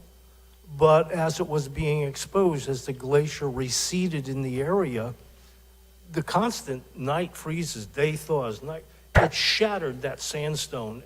It's a very coarse, arcosic sandstone. It's very porous. And that created a tremendously thick, 3-4 feet thick layer of very friable, broken up sandstone. Tremendous source for suspending water. These flat tops that you see all over Wallingford, Rock Hill School, another perfect example. It's the same topography and it's the same layout. It's a tilt cap on top of there. There's no mounding to it. It's incredibly flat. You look at your whole area, it's like 2-foot elevation change, except in the one little area right in the middle where you have very, very coarse till gravelly soil. So why is it well drained? Well, it's the nature of what material was left there. Underneath that, though, you're going to find bedrock. Yeah, it's well drained. But it's got no elevation to drain with, and therefore it's a suspended cap of water. Yeah, they're very common throughout this whole Triassic Basin. I thought the reports and information that you guys provided on this was wonderful. I loved all the details that was giving.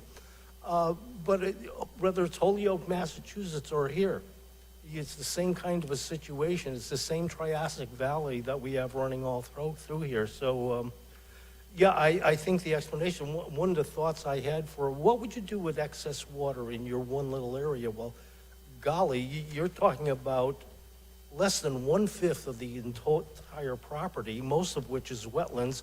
If you were to pipe that to all the different areas, as an example, to the north, the natural gradient there is to the south. It would all end up going back into the road system anyways. Very little's going to penetrate through, but quite honestly, those till caps and those suspended areas of flatlands are a tremendous source for groundwater.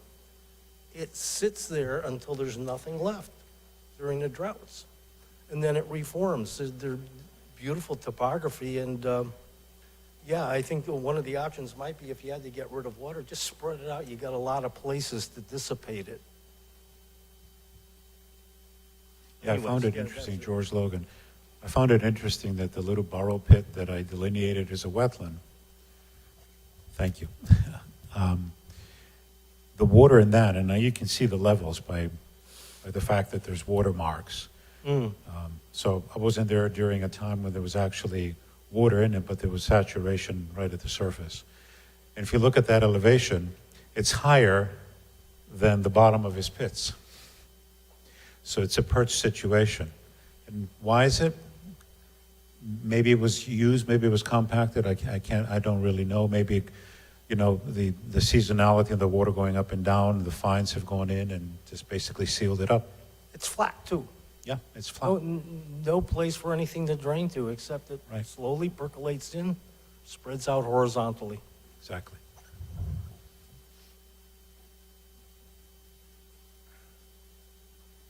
Mr. Chairman, can I?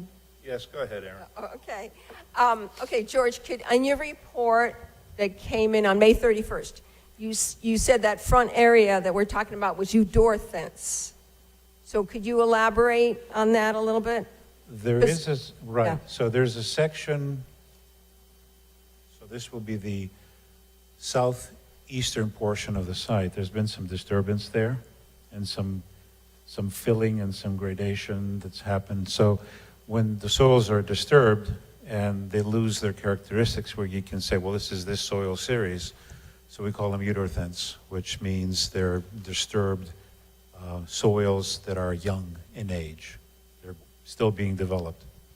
So Right. That's a mapping unit rather than a soil series. Right, but your report doesn't say Ludlow, it says Eudorthents, and I don't know why it doesn't, was that an oversight just to I leave out? don't have my report in front of me. Oh, here it is. Okay, let me Yeah. look at it. No, it just confuses me because it doesn't say Ludlow, and I know other things, the NRCS information says Ludlow, but your report didn't say Ludlow. Correct, so maybe I missed it. But I did provide the soil map. The And it says NRCS Ludlow. map, yeah. And that says Ludlow, right? So that's, Yes, but I just wondered why it doesn't correlate with your narrative. I must have missed it, but I don't have it in Okay, all front of right. me. But also, Chris, I don't understand. You handed in this recent information September 5th on the soils, on Ludlow soils, okay? This is from the state NRCS. And this one, I don't know where you took it from. This one, I don't know, it's from the internet somewhere. Anyway, the point is, it says, yes, it can be, you're saying it's well drained. Yes, it says it's well drained soils, but it also says depth to water table about 18 to 30 inches for Ludlow. This is on page 15. So I'm very confused, and that's what my comments are. I keep on getting confused. I've always known that Ludlow has I a can answer that. high seasonal water table, but how come it can be in your test pits, it looks dry down 60 inches, way down? Right. I can maybe shed a little light to that. So the NRCS, USDA, they're not perfect in their characterization. Their mapping is sometimes off. They just look at large units. And so they made a determination that that would be Ludlow. But my recollection is that soil, as you probably have seen, at Ludlow will be a silt loam. That's not a silt loam. That's a sandy loam. That's a fine sandy loam out there. So, and based on his pits, I would say you're grading towards the Weathersfield, which is well drained, except for the color. Should have been redder. So that's So- why doesn't have a seasonal high water table. Correct. So it's not a Ludlow, it's a Weathersfield. It's probably closer to a Weathersfield, but I would have to say that it probably, I don't see the red component, I don't see the Triassic influence to it, based on what he showed me, but then again, I'm just looking at pictures. So, okay, I'm trying to understand, is it hard pan? Why is it doesn't drain? Because Nick and I were talking about there was hard pan, like it doesn't drain, but you're saying, no, it drains very well. So I'm very confused here. Upland areas, I would say, are moderately to well-drained soils, and that's where we're talking here. I think the hard pan areas are in the wetland where we see the standing water. And it's true, I grew up in the Ridgeland area. I had friends on Highland Avenue, so I know, and I agree with Mr. Kern here. Yeah, this site always has been wet, always has looked wet. And it is kind of interesting that people have tried to develop it, my client including, but, now it's been 20 years, someone is trying again. I am not a geology expert. I will gladly defer to Mr. Heilman, but anecdotally, we have a nice upland area here that is well drained. We do have wetland areas that are very poorly drained and hold on to water like a sponge and always have water present. Almost always. I mean, we do have a lot more water this year. We're above average. And not that I can say with any proof, but I don't think that these areas look any wetter than they do at any other time in any other year. They're just wet. So I don't have a perfect answer for you, Aaron. I just can tell you that based upon the test pits, we don't have high groundwater in this area. Maybe it's an anomaly. I don't know. And I was a little nervous that when we did the deep test pits, that was going to basically kill this project. But luckily and happily, I'm here again because we got the results that actually benefited my client. If we hadn't, I would have pulled this project because there would have been no way to move forward. And I understand that, but I guess this time I got lucky. My other question was about the basin, your proposed detention basin, that in your wetland impact pretty colored map, you characterize it as it's going to be a wetland creation of, I don't know, 2,000 square feet or whatever it is.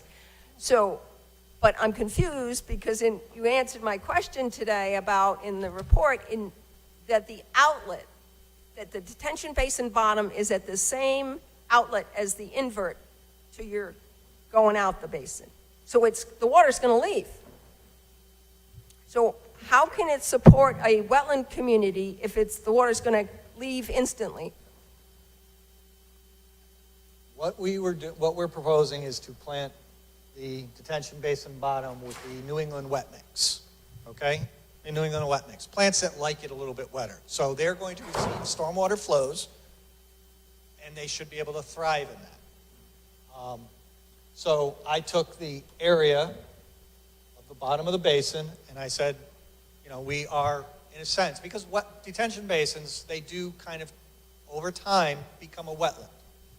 You get some silts in there, you have vegetation that likes water, it thrives, and over time, most, if not all, detention basins do turn into some kind of man-made wetland. If you would like for me to not take account it's actually almost 3,000 square feet, I'll pull that off. But I wanted to at least put that on there, because again, we're filling in that man-made wetland of approximately 390 square feet. So I kind of wanted to show the commission that while we may be getting rid of this small man-made wetland, we have the possibility to be able to create something almost 8 times in size that will have some wetland function over time. Now, we do have a standpipe, and it is perforated. So yes, it will allow water that enters the basin to slowly trickle out through the perforations in the standpipe that will allow it to drain dry. We don't want to just keep water standing in this basin. Speak into the mic, Chris. Oh, I apologize. So, as I was saying, we have perforations in the pipe, will allow the basin to drain dry over time. That will keep moisture in the basin, which will help feed those wetland plants, or the wetland seed mix that we were going to put in there. So that was why I put that on there. If I just planted this with a typical grass detention basin mix, I wouldn't report any kind of wetland possible creation. And I could go either way with this, Aaron. If there's some reason why you don't want me to take credit for it, I'm happy to remove it, because it's such a minor element to the plan. It really is. No, I'm sorry, Chris. I'm more interested in if the water goes, if the invert's at the same elevation at the bottom of the basin, there's not going to be water hanging around in this basin. There'll still be a wetland. Will there? Oh, yeah. Why? I mean, Why? Well, because you have wetlands that are seasonally saturated, and technically, if you think about it, if you have groundwater at a duration that's, say 2 weeks or more, within, 18 inches of the surface of the ground, it's a wetland, technically. So I have a lot of saturated wetlands that I don't have groundwater at the surface, it's lower. But here, you're going to have water at the surface. So it's going to be saturated. You're going to have a saturated... It's Weathersfield soil.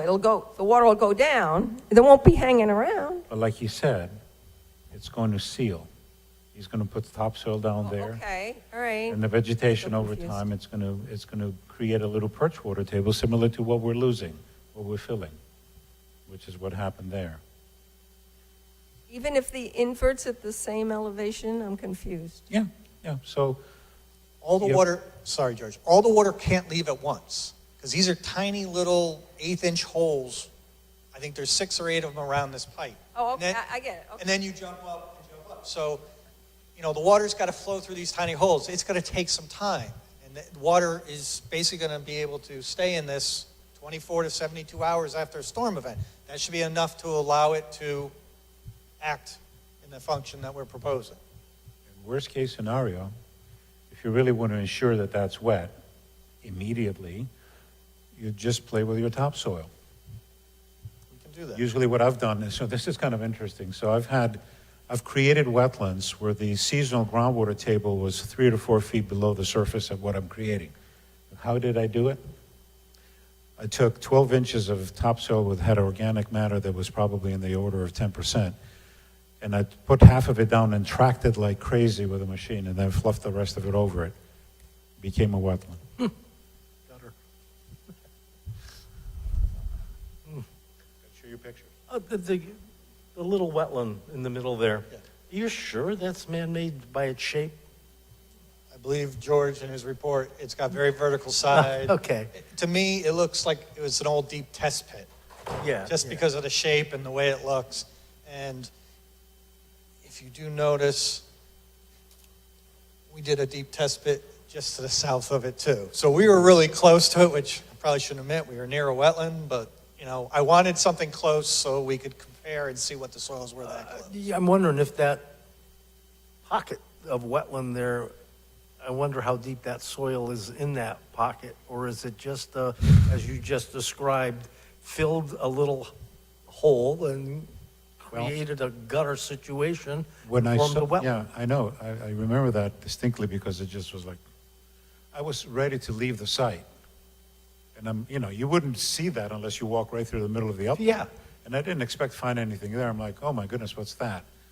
And so I remember digging down a few inches, maybe my auger is probably 9 inches, and looking at the soils, and they're glade, fine sandy loams, glade, which means it's saturated for a long period of time. What does it mean, George? Glade means that they're gray. They don't even have Yeah, moss. gray. They're gray, which means either that's something that they brought in, or it just means that there's, wetness there for a long, long period of time. Well, are you talking about that little spot in the The middle? little dingle Yeah. in the middle. Now, if somebody dug a test pit there, and here we are a few years, it became a wetland, is that breaking through the layers of earth and allowing the water to get in there? Is there something more? Is this something No. that's going to happen under the construction of the new building? No, this is just a perch situation. So I don't know how it's been created, but it was kind of bizarre because it doesn't look like anything. It's more like a gutter. My gutters get wetland soils at the end of every couple of years, and I got to reach in there and clean it out. The only reason I brought that up, and the shape was the obvious reason that you'd probably see it as man-made, is I've seen situations like that where it wasn't square but rounded, and it was where a block of ice had been left in the glacial till and was covered over, and then finally when it got warm enough and that block melted, it left what's called a kettle. Yeah, so we have many examples of that up where I live. Okay. We call them pingo scars. Okay. Okay, the other point, I keep on asking you for a detail, several times, a detailed drawing of your outlet control structure, which we always get the detailed drawings of outlet control structures. In this case, it happens to be a standpipe.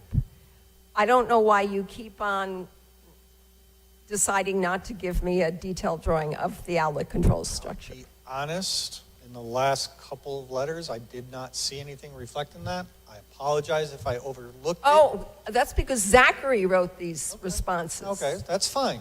That's fine. This goes to... I have, Aaron, we'll put this to the end. It is getting long.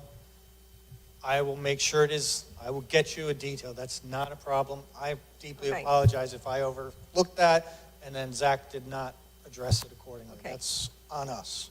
And that goes to the chairman's complaint about things going like this. You have a lot. I have Romeo, things from Romeo, things from Zachary, things Okay, from you. Aaron, Okay, Hold so. on, Aaron, I have a small office. We teamwork everything. So new employees like Romeo, he's involved in a project. It's a teaching office. So if it's problematic that you may get responses from different people in my office, if you want only one point of contact, just make that known. But I can't always be one writing the letters or doing something. And again, I have to involve my entire staff. We are a small office working on a lot of things. But if it bothers you, we'll change that process.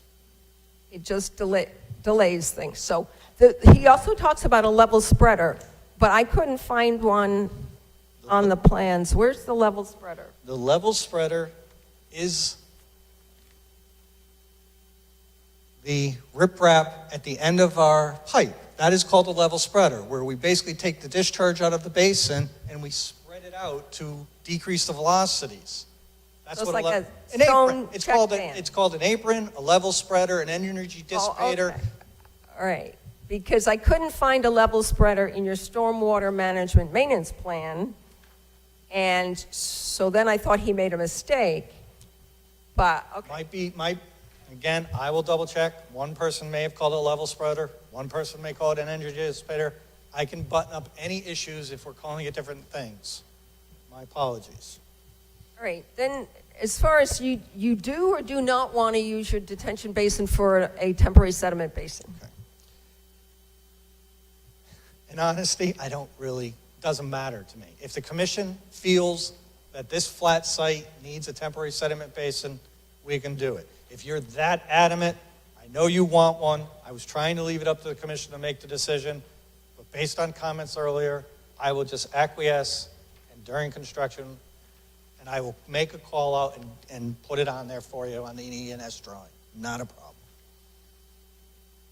I think you're thinking because the site is so flat that the water won't get there? Is that what the issue is? It's not a big site. It is flat. I mean, it's even if I don't set it up or don't call it a temporary sediment basin, it's going to act as one anyway. That's fine. If you want it formalized on the plan, I acquiesce. I will take care of it. Okay? And I'm not trying to be flippant. I'm just tired. It's been a long day, and I think the commission wants to get through this as well. So.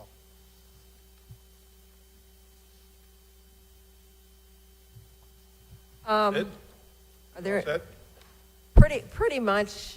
Have you got basements in these apartments? No, they are slabs on grades. Slabs on grade. You realize that the majority of this issue is going to be the contractor chosen to do the site work.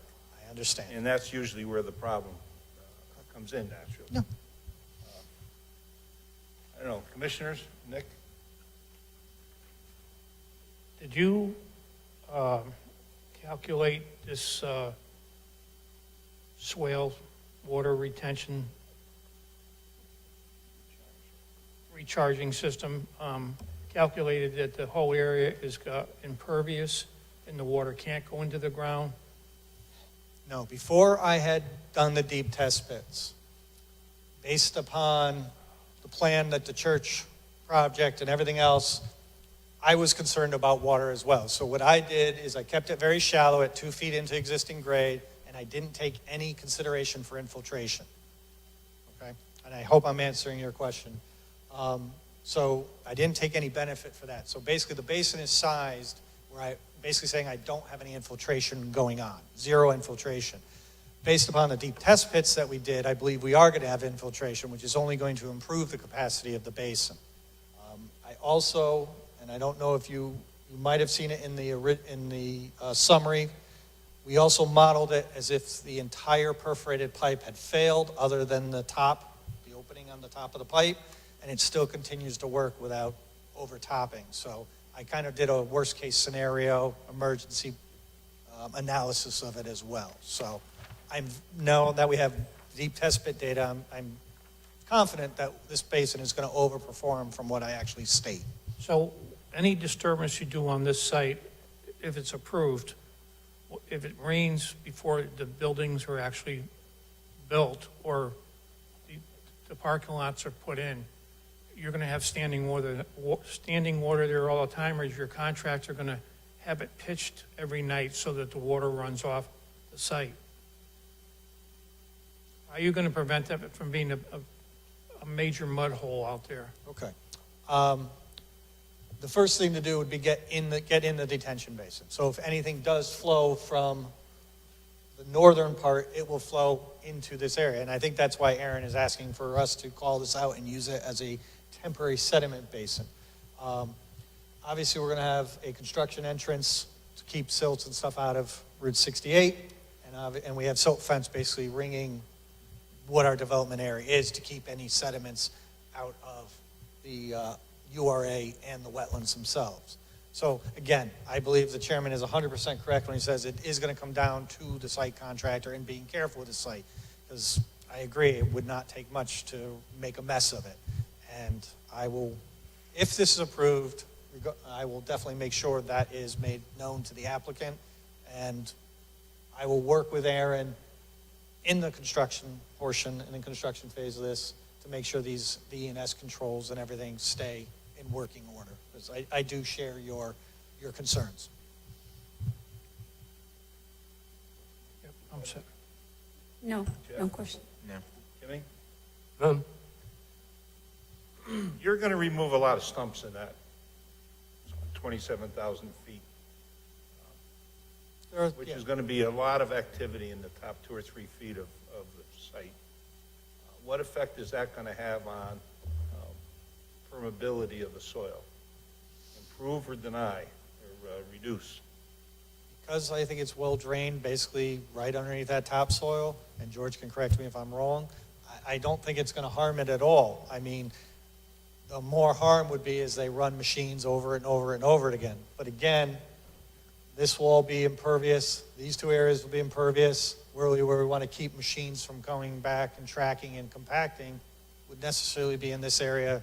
But again, I didn't include infiltration, so I can lose a little bit of permeability. How there. about with the wetlands all around the site, how are you going to prevent a lot of spraying from mosquitoes and these people getting all mosquitoes all summer? What kind of thought process is going on to the people living there? You know, when it was a church, one of the concepts we liked, it was just really being heavily used one day a week. And it kind of stayed people in their thing. You didn't have, I don't know how many units are here, but you got 93 parking spaces? Oh, no, we're down. It must be We're on under the site. 40 parking spaces. How many, 40? We're under 40. I think it's like 36 to be So honest. you got 36 people anyway, living twice that probably. It has a different dynamic on the upland review area around it. It has a different, where do the trash go? What happens as it blow out in there? Who's watching this contractor? What kind of things are going on for that to protect the wetlands from human beings? All right. I'm going to kind of, again, You gotta jump- think about that. I am, because you said a lot of different things, and I want to jump back. First of all, I have never known and I can't be, most churches I know don't operate only one day a week. I mean, they have services one day a week, but they have ancillary things going on, which we all know and understand. So there is definitely going to be a lot less traffic here, but you're right. There are people living here. Trash, we do have, a dumpster pad and all that to take care of trash and deal with that issue. As far as people interacting with wetlands, I don't know if the statute or the regulations prevent that at all, but obviously there's always the negative impact of people just living. And that would be something very hard for me to even say that we can regulate, control, because we're not going to be the ones living there. And I don't know how you tell someone how to live or do something. As far as spraying for mosquitoes, again, I don't know, and you, please, Aaron can correct me, you guys can correct me if I'm wrong. I don't know if that is actually a function of a wetlands commission. If it is, then we might not be able to spray, but I don't necessarily know what they would do in this situation. I don't have an answer for that. How many units are here? I believe there's 11 units in each building, so 22. 22 units. So you don't expect a full-time superintendent on site? Full-time on site? No, I don't believe so. I could be wrong, and maybe the applicant, because these are rentals, maybe he does have one of the apartments rented out to someone who's going to be a super. Wouldn't be a bad idea, to be honest. I just don't know. Imagine what the mosquitoes are like at Spring Lake. Sorry, Jimmy? That, what's the, Spring Lake, is that the place that was always being flooded after Bristol Myers put in there? Yeah. Is that Talk Grebe- about an area where the mosquitoes are prolific. Grebe Trail area? Is Yeah, that Grebe that? Trail, Yeah, yeah. okay. Dean Trail. Yeah. Reed Yeah, Trail. people love it. I'll pass. I had some friends that had dogs down in that area, and boy, the ticks were brutal. This year, too. Good. Anyway, Um, okay. Yes, Aaron? Chris, could you talk, and George too, Pine, about flooding?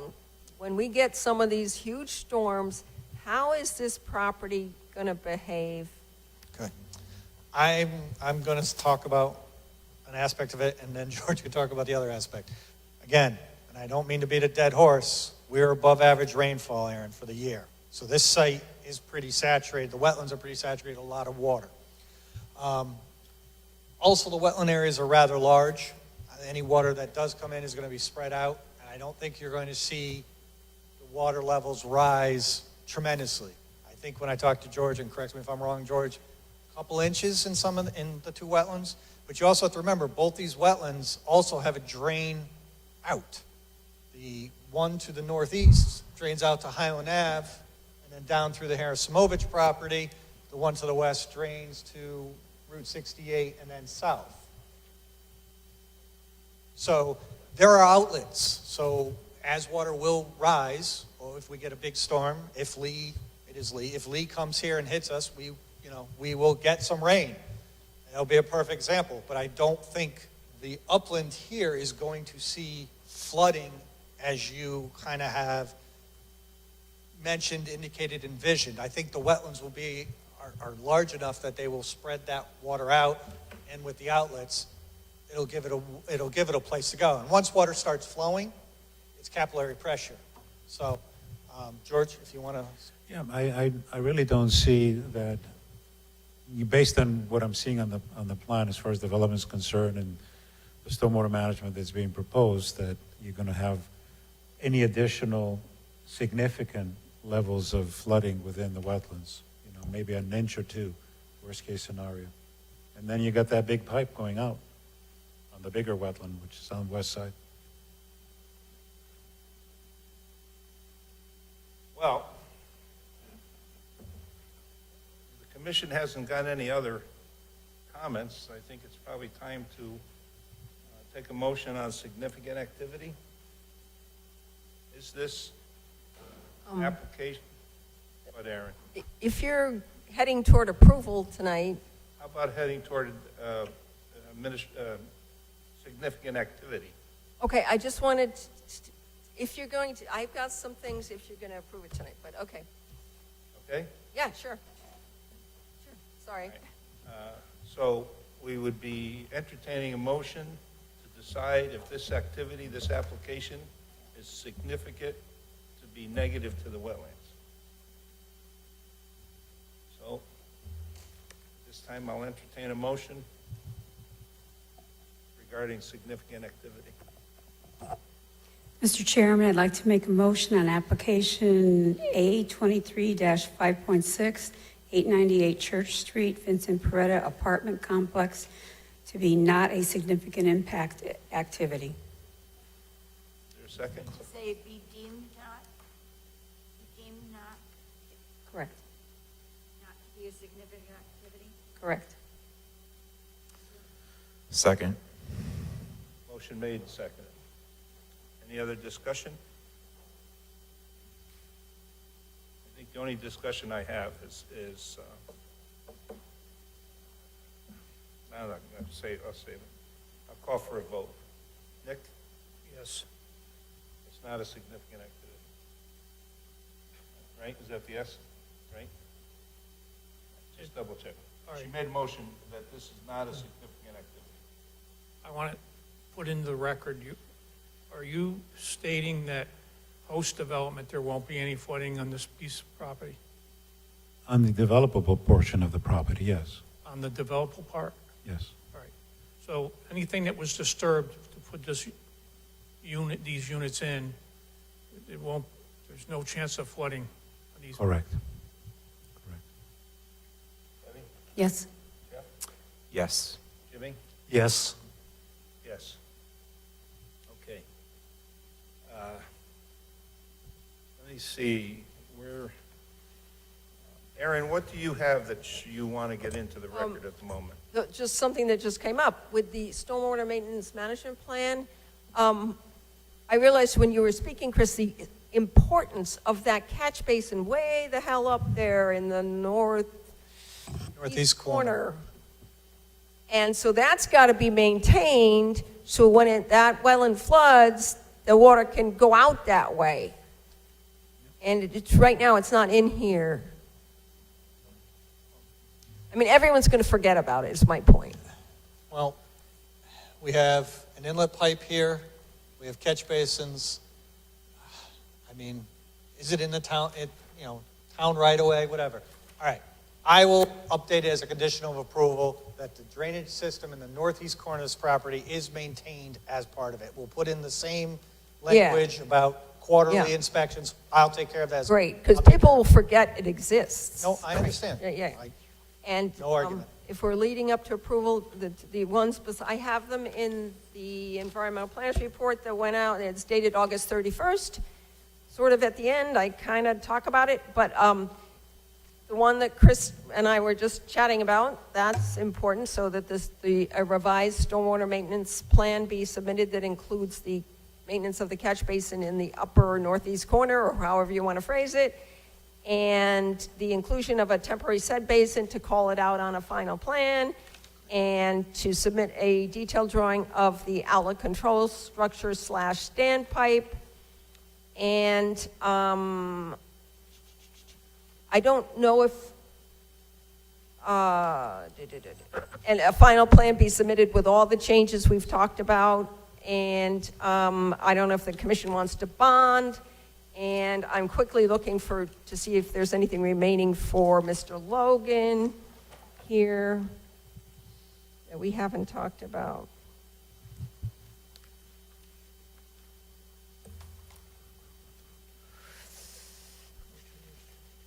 Aaron's environmental planners report. Yeah, I don't know why I've had it in my hand a couple of times. Something about I'd like that Weathersfield soil, not, because that'll be lost in time, it's not written down anywhere. So something that in the conditions of approval, that the existence of I don't know how to, I'm tired too, Chris. The Weathersfield soil, something that it's not as stated in all these documents that came in, but now it's been determined it's more likely to be Weathersfield. Would you be willing, George, to do a site-specific wetlands, site-specific soil map? Then I will add that to my survey. Sure. I think that'll address all of Aaron's concerns when it comes to the soils. Yep, I could do that. Okay. I know you and Aaron went back and forth, and I was looking for something else. So what was just the final discussion there? Summary? No.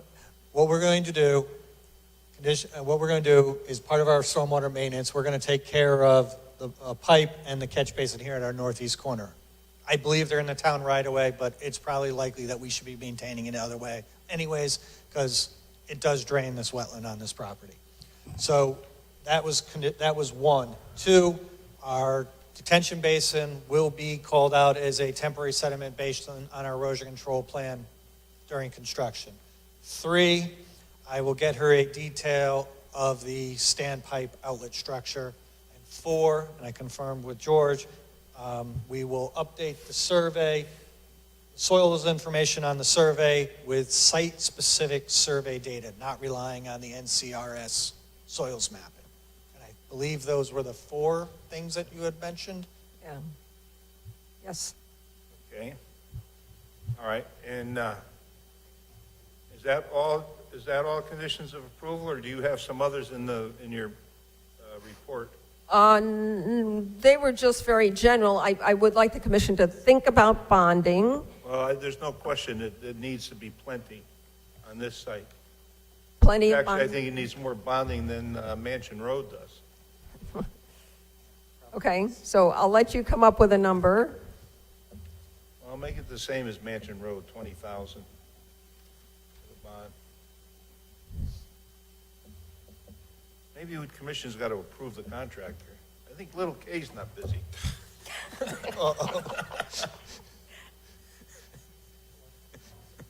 Do we want a statement from one of these two gentlemen about flooding, that it won't flood or whatever? Was It's it on the record, to be honest. Nick? It's on the record.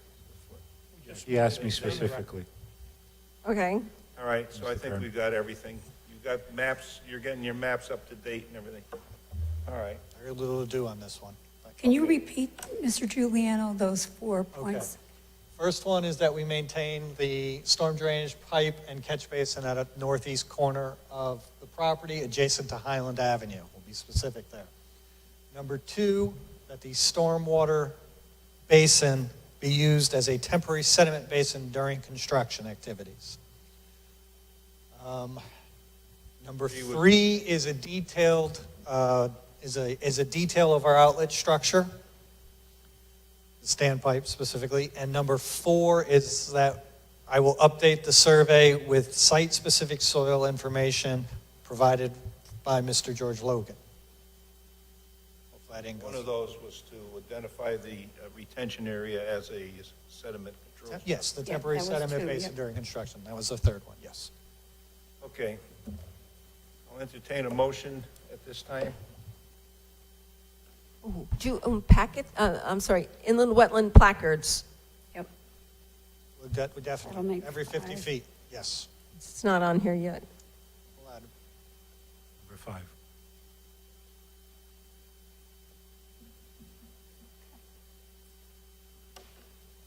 Okay, Mr. Chairman, I'd like to make a motion on application A 23-5.6, 898 Church Street, Vincent Peretta Apartment Complex, be approved with the conditions of, 1, a revised plan of stormwater management maintenance to include the maintenance of the outlet in the northeast corner of the pipe and basin of the northeast corner of the property near Highland Avenue, and a responsible party information for that plan. 2, a retention basin is called out as a sediment basin during the construction phase. 3, a detailed plan of the outlet structure. 4, an updated survey with site-specific soil information. 4, a bond of $20,000. And 5, the wetland placards placed at, what are the interviews? 50 feet intervals. The motion's made, is there a second? Second. Second. Any discussion? The bond is for inland wetlands, it's not a planning and zoning, That's correct. to be stated. Bond for inland wetlands issues. Aaron knows how to write that up. Any other discussion? Call for a vote. Jimmy? Yes. Jeff? Yes. Yes. Nick? I voted non-significant because I don't believe there's any input that the public might be able to address on this piece of property. I've been following this piece of property since 1999, and I went through the archives and found pictures in 2000 where the waiting on Highland Avenue sent pictures because the catch basin was clogged and the whole area was flooded. Finally, it came across the road, and the Public Works went up and opened the culvert up so that it could transfer. But this water up there goes down to the Quinnipiac River eventually. It goes down behind Hessemer Rovages and goes down through Hanover Street and across, and then goes in the Quinnipiac River. But I'm real familiar with the area, and I don't believe that this is a site or an area that should have any type of development. So I'm voting no for that reason. Okay. I'm going to vote the same way. I'm going to vote no. It's just, this site is such a sensitive area with all that wetland around and how it functions and what it gets away with. I'm just not excited about 22 units in there with cars and everything else going on. But it did pass. Okay? Thank you for clarifying the vote for me. What's the matter? What's the vote? Is it 3-2? Yes, Does that mean it passed? it passed. Majority of rules, correct? 3 yeses and 2 noes. Huh? I said 3 yeses and 2 noes. Yes, yes, correct. We're good. Okay. Moving on. Good night. Good night, Mr. Logan. We had an application, A23 8.1, 34 Cook Road, Anthony Lemmy. Aaron and I went over this, and it was granted administration approval. Hanover, application A23 8.2, 50 Hanover Street, Hanover Brook, Christopher McLean, removal of trees and shrubs near stream bank and installation of planting. Also granted administration approval. A23 8.3, 531 North Branford Road, Ferguson's Woods, Kenny Michaels, Director of Public Works, Wallingford, putting a bog bridge installation in the wetlands. What's determined a bog bridge? If it's in wetlands. That's it? Yeah, it's a footbridge. It's a footbridge. Yeah, that's on the ground. You know, it's not elevated. It's on the ground. I never heard it. Yeah. The bog bridge. Yeah. So that's here for next month. Everything else is pretty much the normal. Oh, I would like to just mention under reports and communications, number 4, number 3 and 4, they're the same thing essentially. I got yesterday a letter from Jim Cassidy, the engineer, Halsey, the engineer for that project, explaining why they need to expand the parking area. The expansion, which is about 90 spaces or something, is in Meriden. Okay, so nothing physically changes in Wallingford except the number of trucks and cars going out into the Northrop Road. So this is being kicked around, or our town engineers looking at this because... What do you want from us? Nothing, but I wanted to make sure that you knew, technically, it is, I am tired, sorry, it is a bi-municipal development, and it went through... Did the Meriden wetlands notify you? Yes, they did. However, it can't be nothing, so I said to them, you got to send me a letter, so it's something. We have to have something on the record that you acknowledge that you have a permit from our town as well. Okay, so yesterday I got the letter explaining in detail what they're doing, blah, blah, blah. And for the Wetland Commission, you don't have to worry about it, but the traffic is being looked at by the town engineer. All right, so that's done, right? Yes. Nothing to do with us. Cemetery Association, you got under control? Yes and no. That was a sedimentation issue. It turns out the contractor didn't install the groundwater swale correctly. It's going to be ripped up and redone. That was about 3 weeks ago. The neighbor was getting dirt in her pool, in her in-ground pool. And I said today, is it done? Did you fix it? Well, no, we're designing it. The engineer has to design it to make it work, and it was installed wrong. And another thing is there's 3 phases to that cemetery, that this was approved by this commission. Right. And they're only doing phase 1. So he had to redesign it as if they're only doing phase 1. Okay. Is this house with a pool the one that feeds the deer? I don't know if she feeds the One deer. right up against the fence line. Yeah, she's the one that got my attention initially on this project when they... Right on the eastern edge of the cemetery, right? Yes. Gentile, Mrs. Gentile is her name. Charlie Fields' old house, yeah. He has a in-ground. Yeah.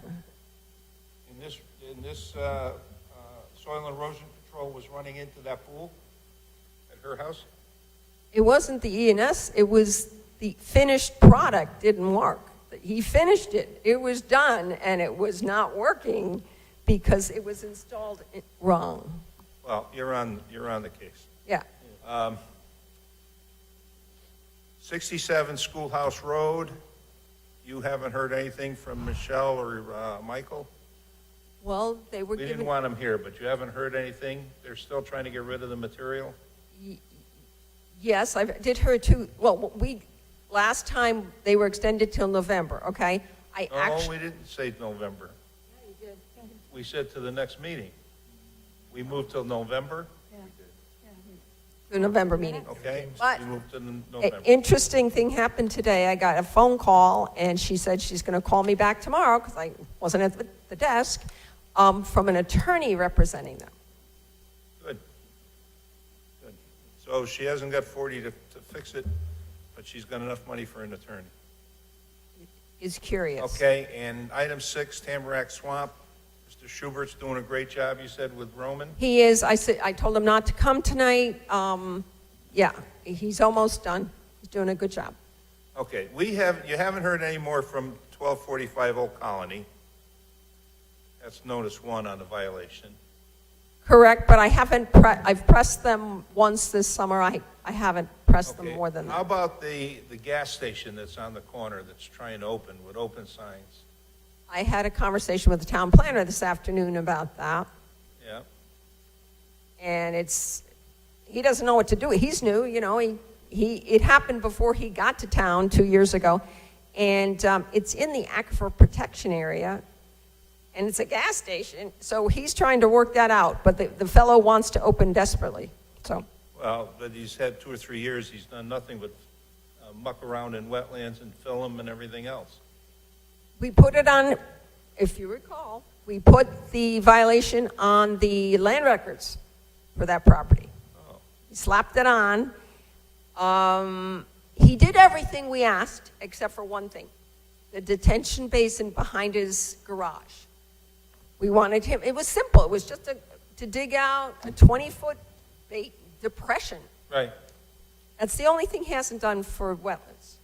But it was a haul, it took me a lot to get him Well, all it's not that as- not far. Leonard. Okay, if there's nothing else to come before us tonight, What? I'm going to say the motion last time was July 26th can't understand a word you're saying. for 67 Schoolhouse Road. Motion by Ms. Phillips to extend the time to remove the fill to November 1, 2023. All right. It was voted and approved. Okay, and actually, let me just, if I may, what the attorney left the message about, she wants to pursue going after the contractor. That's her idea, to push it that way. I also got, I want to say on 24 Mapleview Road, since I last saw the commission, I got 2 videos after storms from Mrs. Clark, quite dramatic, of flows coming down. And I will go out and see what's going on next week. Well, as I said to you earlier, I feel that if she let them pipe that across the property 10 years ago, she would have done her accomplishment of draining her property, and she wouldn't have the neighbor claim that the neighbor is flooding her out. So, Her new idea, she doesn't want the pipe, but her new idea, she wants a serious swale with big rocks on her property. That's, instead of a pipe, get her to put it in writing what she's willing to accept. okay? Because she's agreed a couple times to things, but never got it in writing. Okay, but she doesn't want to pay for it. She wants him to pay for this, the neighbor. Get it in writing. Okay, will do. You can go from there. Okay, motion made. Is there a motion made for adjourning? Mr. Chairman, I'd like to make a motion to adjourn the meeting. Second? Second. All in favor? Aye. Aye. Any opposed? No. Thank you for the pen.